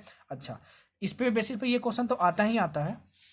और आपसे क्या पूछता है, सुनो, और आपसे पूछता है कि आपके जो ऑर्बिटल्स होते हैं, ठीक है, px, py एंड pz, इसमें भी क्या अगर नोडल प्लेन कोई प्रेजेंट है क्या, हाँ, इसी में नोडल प्लेन्स प्रेजेंट होते हैं, ठीक है। याद कर लेना, ठीक है, कैसे याद करना आपको बता दूं, ठीक है। और कुछ समझने की जरूरत नहीं है, बस याद कैसे करना है वो बता रहा हूँ। px ऑर्बिटल में नोडल प्लेन्स कौन सा प्लेन होता है, देखो यहाँ पे x है, ठीक है, तो x एक्सिस, y एक्सिस और z एक्सिस यहाँ होता है, इतना याद कर लो, ठीक है। x है तो यहाँ पे yz लिख दो, x को छोड़ के yz, y है तो y को छोड़ दिए, बाकी xz बचा तो यहाँ पे xz लिख दिए, ठीक है। z है यहाँ पे तो z छोड़ दिए, xy बचा तो xy लिख दिए, और यहाँ पे प्लेन लगा दिए। मतलब कि px ऑर्बिटल के लिए नोडल प्लेन कौन सा, yz प्लेन, इसके लिए xz प्लेन, और इसके लिए XY प्लेन। समझ में आया, समझ में आया, ठीक है। यही आपसे बस पूछेगा, ठीक है। वैसे डी ऑर्बिटल्स के लिए देखो, डी ऑर्बिटल्स के लिए, तो डी ऑर्बिटल्स के लिए देखो, डी सबसेल है, उसमें 5 ऑर्बिटल्स होते हैं, और 5 ऑर्बिटल्स के नाम ऐसे होते हैं, देखो, d x y, d x z, d z y, d x square minus y square, और ये हुआ डी जेड स्क्वायर। याद रखना, 5 ऑर्बिटल्स डी सबसेल में पॉसिबल होते हैं, पांचों के नाम ये होते हैं, ठीक है ना। अच्छा, इसमें नोडल प्लेन कहाँ कहाँ होता है, नोडल प्लेन, इसके नोडल प्लेन कैसे याद रखेंगे, सुनो, ठीक है। एक्स और वाई यहाँ पे लिखा है, तो सबसे पहले एक्स लिख लो और यहाँ पे वाई लिख लो, ठीक है ना। एक्स वाई यहाँ पे लिखा हुआ है, इसको छोड़ के कौन सा नंबर बचा, एक्स वाई को छोड़ के जेड बचा, तो यहाँ पे जेड लगा दो और यहाँ पे जेड लगा दो, ठीक है। मतलब यहाँ पे 2 नोडल प्लेन्स पॉसिबल है डी एक्स वाई के लिए, x z plane and y z plane, ठीक है। वैसे यहाँ पे एक्स लगा, यहाँ पे जेड लगा, यहाँ पे, तो यहाँ एक्स लिख दो, यहाँ पे जेड लिख दो, एक्स और जेड का क्या बच गया, वाई बच गया, ठीक है। तो यहाँ वाई लिख दो, यहाँ पे वाई लिख दो, ठीक है। एंड मतलब x y and z y nodal plane इसके लिए पॉसिबल है। जेड वाई, तो यहाँ से यहाँ जेड लिख दो, यहाँ वाई लिख दो, जेड और वाई को छोड़ के एक्स बता दो, z x plane and y x plane, ठीक है, वाई एक्स नोडल प्लेन, ठीक है। हाँ, इसके लिए आपको याद रखना पड़ेगा, ठीक है, इसके लिए याद रखना पड़ेगा, इसके लिए आपको याद रखना पड़ेगा कि 2 नोडल प्लेन पॉसिबल है, 2 नोडल प्लेन पॉसिबल है, नाम इसका याद करने की जरूरत नहीं है। और डी जेड स्क्वायर शेप में 0 नोडल प्लेन्स होते हैं। तो आपसे क्वेश्चन ये पूछ सकता है कि बताओ कि डी सबसेल का ऐसा कौन सा ऑर्बिटल है जिसमें कि 0 नोडल प्लेन होता है, एक भी नोडल प्लेन नहीं होता है, ठीक है ना। तो आप बोलोगे डी जेड स्क्वायर होता है। जैसे जैसे जो पूछ सकता था, जितना याद रखना था मैंने आपको बता दिया, ठीक है, आपको मैंने बता दिया। और सुनो, ठीक है, इसकी एक और खास बात है कि जब इसका आप डायग्राम बनाओगे ना, तो इसका डायग्राम कुछ ऐसा बनता है, देखो ऐसा बनता है, ऐसा बनता है, और यहाँ पे रिंग टाइप का होता है, ठीक है। ये क्या, कौन सा शेप है, डी जेड स्क्वायर। तो अगर ऐसा कोई शेप बना दिया, ठीक है, तो आप समझ जाना कि कौन सा है, ये डी जेड स्क्वायर, सबसे डी जेड स्क्वायर ऑर्बिटल है, ठीक है। कौन सा ऑर्बिटल है, डी जेड स्क्वायर ऑर्बिटल है, ठीक है। यहाँ पे क्या होता है, रिंग होता है। तो आपसे बोलेगा कि बताओ ऐसा कौन सा ऑर्बिटल है डी सबसेल का जिसमें कि रिंग होता है, तो आप बोलोगे डी जेड स्क्वायर, ठीक है। और खास बात क्या है कि इसको हम लोग लोब बोलते हैं, इसको भी हम लोग लोब बोलते हैं। सिर्फ ये एक ऐसा लौता ऑर्बिटल है डी सबसेल का जिसमें 2 लोब्स होते हैं। देखो एक लोब है, 2 लोब है, बाकी में सब में कितने होते हैं, 4 लोब होते हैं। कितने होते हैं, 4 लोब होते हैं। मतलब कि बाकी में पता है क्या होता है, ऐसा हो दिखता है, ये 1 लोब, ये 2 लोब, ये 3 लोब, ये 4 लोब। समझ में आया तुमको? ठीक है। अब इसमें पीएक्स पीवाई एम पी है ऑर्बिटल्स में, इसमें तीनों में 2 लोब्स होते हैं। कितने होते हैं, 2 लोब्स होते हैं। तो जैसे जैसे जो याद रखना था नोडल प्लेन्स के बारे में और शेप के बारे में मैंने सब कुछ बता दिया। होप कि आपको समझ में आया होगा, होप कि आपको समझ में आया होगा। ठीक है। अच्छा, चौथा quantum number, spin quantum number. Spin quantum number, spin quantum number बताता है direction of electron spin. Direction of electron spin होता क्या है ना कि इलेक्ट्रॉन ऑर्बिट के मतलब न्यूक्लियस के अराउंड तो घूमता ही है, मतलब सर्कुलर पाथ में घूमता ही है। इलेक्ट्रॉन का खुद का एक एक्सिस होता है जिसके अबाउट में घूमते रहता है। तो इलेक्ट्रॉन 2 डायरेक्शन में घूम सकता है, क्लॉकवाइज और एंटी क्लॉकवाइज। क्लॉकवाइज स्पिन के लिए, क्लॉकवाइज स्पिन के लिए अगर जो इलेक्ट्रॉन है वो क्लॉकवाइज स्पिन कर रहा है, ठीक है, उसके लिए हम लोग एक नंबर यूज करते हैं +12। ठीक है ना। और अगर एंटी क्लॉकवाइज घूम रहा है, एंटी क्लॉकवाइज घूम रहा है, तो हम लोग उसके लिए नंबर यूज करते हैं -12। ये देखो आपका आपका मर्जी है। ठीक है। क्लॉकवाइज स्पिन के लिए आप -12 भी लिख सकते हो, एंटी क्लॉकवाइज के लिए आप +12 भी लिख सकते हो। ठीक है। साइन कन्वेंशन हमेशा एक पर्सन पे डिपेंड करता है कि वो क्या यूज करना चाहता है। ठीक है। लेकिन एग्जाम में आएगा तो आप यही यूज करना। ठीक है ना, कभी गलती नहीं करोगे। अगर मतलब क्लॉकवाइज स्पिन कर रहा है, ठीक है ना, कौन, इलेक्ट्रॉन, तो उसके लिए +12 नंबर यूज करेंगे। एंटी क्लॉकवाइज तो उसके लिए -12। स्पिन क्वांटम नंबर क्या बताया, डायरेक्शन ऑफ इलेक्ट्रॉन स्पिन बताता है। ठीक है ना। और इससे हम लोग स्पिन एंगुलर मोमेंटम भी निकालते हैं, स्पिन एंगुलर मोमेंटम भी निकाल सकते हैं। ये क्या होता है मत जानो, बस स्पिन क्वांटम नंबर से आपसे यही पूछेगा कि बताओ क्लॉकवाइज स्पिन के लिए क्या यूज करते हैं, +12, एंटी क्लॉकवाइज के लिए -12, और डायरेक्शन ऑफ इलेक्ट्रॉन स्पिन, जो इलेक्ट्रॉन है वो अपने एक्सिस के अबाउट किस डायरेक्शन में मूव रहा है, क्लॉकवाइज के एंटी क्लॉकवाइज, वो कौन बताता है, स्पिन क्वांटम नंबर बताता है। इसको हम लोग स्मॉल एस से डिनोट करते हैं, स्मॉल एस से डिनोट करते हैं। अगर हमको स्पिन क्वांटम नंबर एस की वैल्यू हमको गिवन है और हमको स्पिन एंगुलर मोमेंटम निकालना हो तो उसकी वैल्यू होती है √s into s+1 into h/2π। ठीक है। मतलब स्पिन क्वांटम नंबर आपको वैल्यू मालूम दिया है +12। ठीक है। आपको बोल रहा है स्पिन एंगुलर मोमेंटम निकालो, तो कैसे निकालेंगे, √s into s+1 into h/2π। ठीक है। देखो एक ऑर्बिटल को हम लोग बॉक्स से डिनोट करते हैं, याद रखना। ठीक है। एक ऑर्बिटल को हम लोग बॉक्स से डिनोट करते हैं। देखो ऑर्बिटल्स बताया ना क्या है, सेल के अंदर सबसेल, सबसेल के अंदर ऑर्बिटल। ठीक है। अगर ऑर्बिटल को डायग्राम के तौर पर हमको डिनोट करना हो तो हम लोग उसको एक बॉक्स से डिनोट करते हैं। अगर आपको सिंगल स्क्वायर बॉक्स दिखे समझना ये ऑर्बिटल है। ठीक है। एक ऑर्बिटल में सेम स्पिन के इलेक्ट्रॉन्स नहीं रह सकते हैं। ठीक है। सेम स्पिन के इलेक्ट्रॉन नहीं रह सकते हैं। मतलब कि अगर क्लॉकवाइज स्पिन के लिए आप ऐसा एरो साइन यूज करो ऊपर वाला, तो एंटी क्लॉकवाइज के लिए आपको ऐसा एरो यूज करना होगा। ठीक है।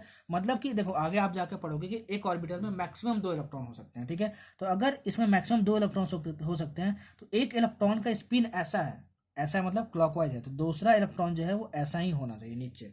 ठीक है। मतलब ऐसा डायग्राम पॉसिबल नहीं है कि ये भी ऐसा है और ये भी ऐसा है, ये पॉसिबल नहीं है। ठीक है ना, ऐसा पॉसिबल नहीं है। ठीक है। मतलब एक ऑर्बिटल में मैक्सिमम 2 इलेक्ट्रॉन्स हो सकते हैं और दोनों इलेक्ट्रॉन्स की जो स्पिन है, ठीक है, वो अपोजिट होना चाहिए हमेशा, याद रखना। ऐसा डायग्राम पॉसिबल नहीं है, ऐसा डायग्राम पॉसिबल नहीं है, दोनों सेम डायरेक्शन में एरो नहीं हो सकता है। ठीक है, इतना याद रखना। ठीक, समझ में आया। अब देखो एटॉमिक स्ट्रक्चर में बच गया है आपका rules for filling of electrons, मतलब इलेक्ट्रॉनिक कॉन्फ़िगरेशन वाला टॉपिक हमारा बच गया है। उस इलेक्ट्रॉनिक कॉन्फ़िगरेशन वाले टॉपिक को मैं अलग से स्पेशल टॉपिक में कवर करूंगा। मतलब ये हमारा एटॉमिक स्ट्रक्चर हो गया। ठीक है। इसके बाद जस्ट हमारी 10 से 15 मिनट की वीडियो होगी और वो बहुत ही धमाकेदार वीडियो होगी। मतलब बहुत ज़्यादा इजी तरीके से मैं इलेक्ट्रॉनिक कॉन्फ़िगरेशन लिखना सिखाऊंगा और कैसे ऑर्बिटल्स में लिखते हैं बॉक्स बना के इलेक्ट्रॉनिक कॉन्फ़िगरेशन, और उसमें कुछ ट्रिक्स भी बताऊंगा, तो उसको मैं अलग से थोड़ा सा कवर करूंगा। ठीक है। तो इसके बाद वो वीडियो आएगी। एटॉमिक स्ट्रक्चर यहाँ तक कंप्लीट हो गया। ठीक है। मैंने बहुत अच्छे तरीके से जहाँ से क्या क्या क्वेश्चन पूछता है, कैसे कैसे पूछ सकता है, कैसे क्वेश्चन सॉल्व करना है, मैंने सबको एक्सप्लेन कर दिया है।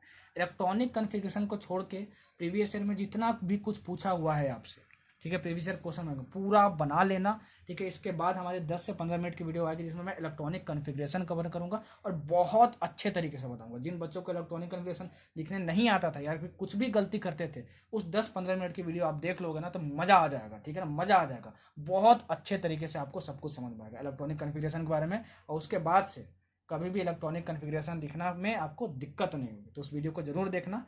ठीक है। तो इलेक्ट्रॉनिक कन्फिग्रेशन हम लोग स्पेशल टॉपिक में कवर करेंगे। इसके बाद जस्ट ही वो हमारी वीडियो आ जाएगी, ठीक है ना, इलेक्ट्रॉनिक कन्फिग्रेशन की, आप उसको जरूर देखना।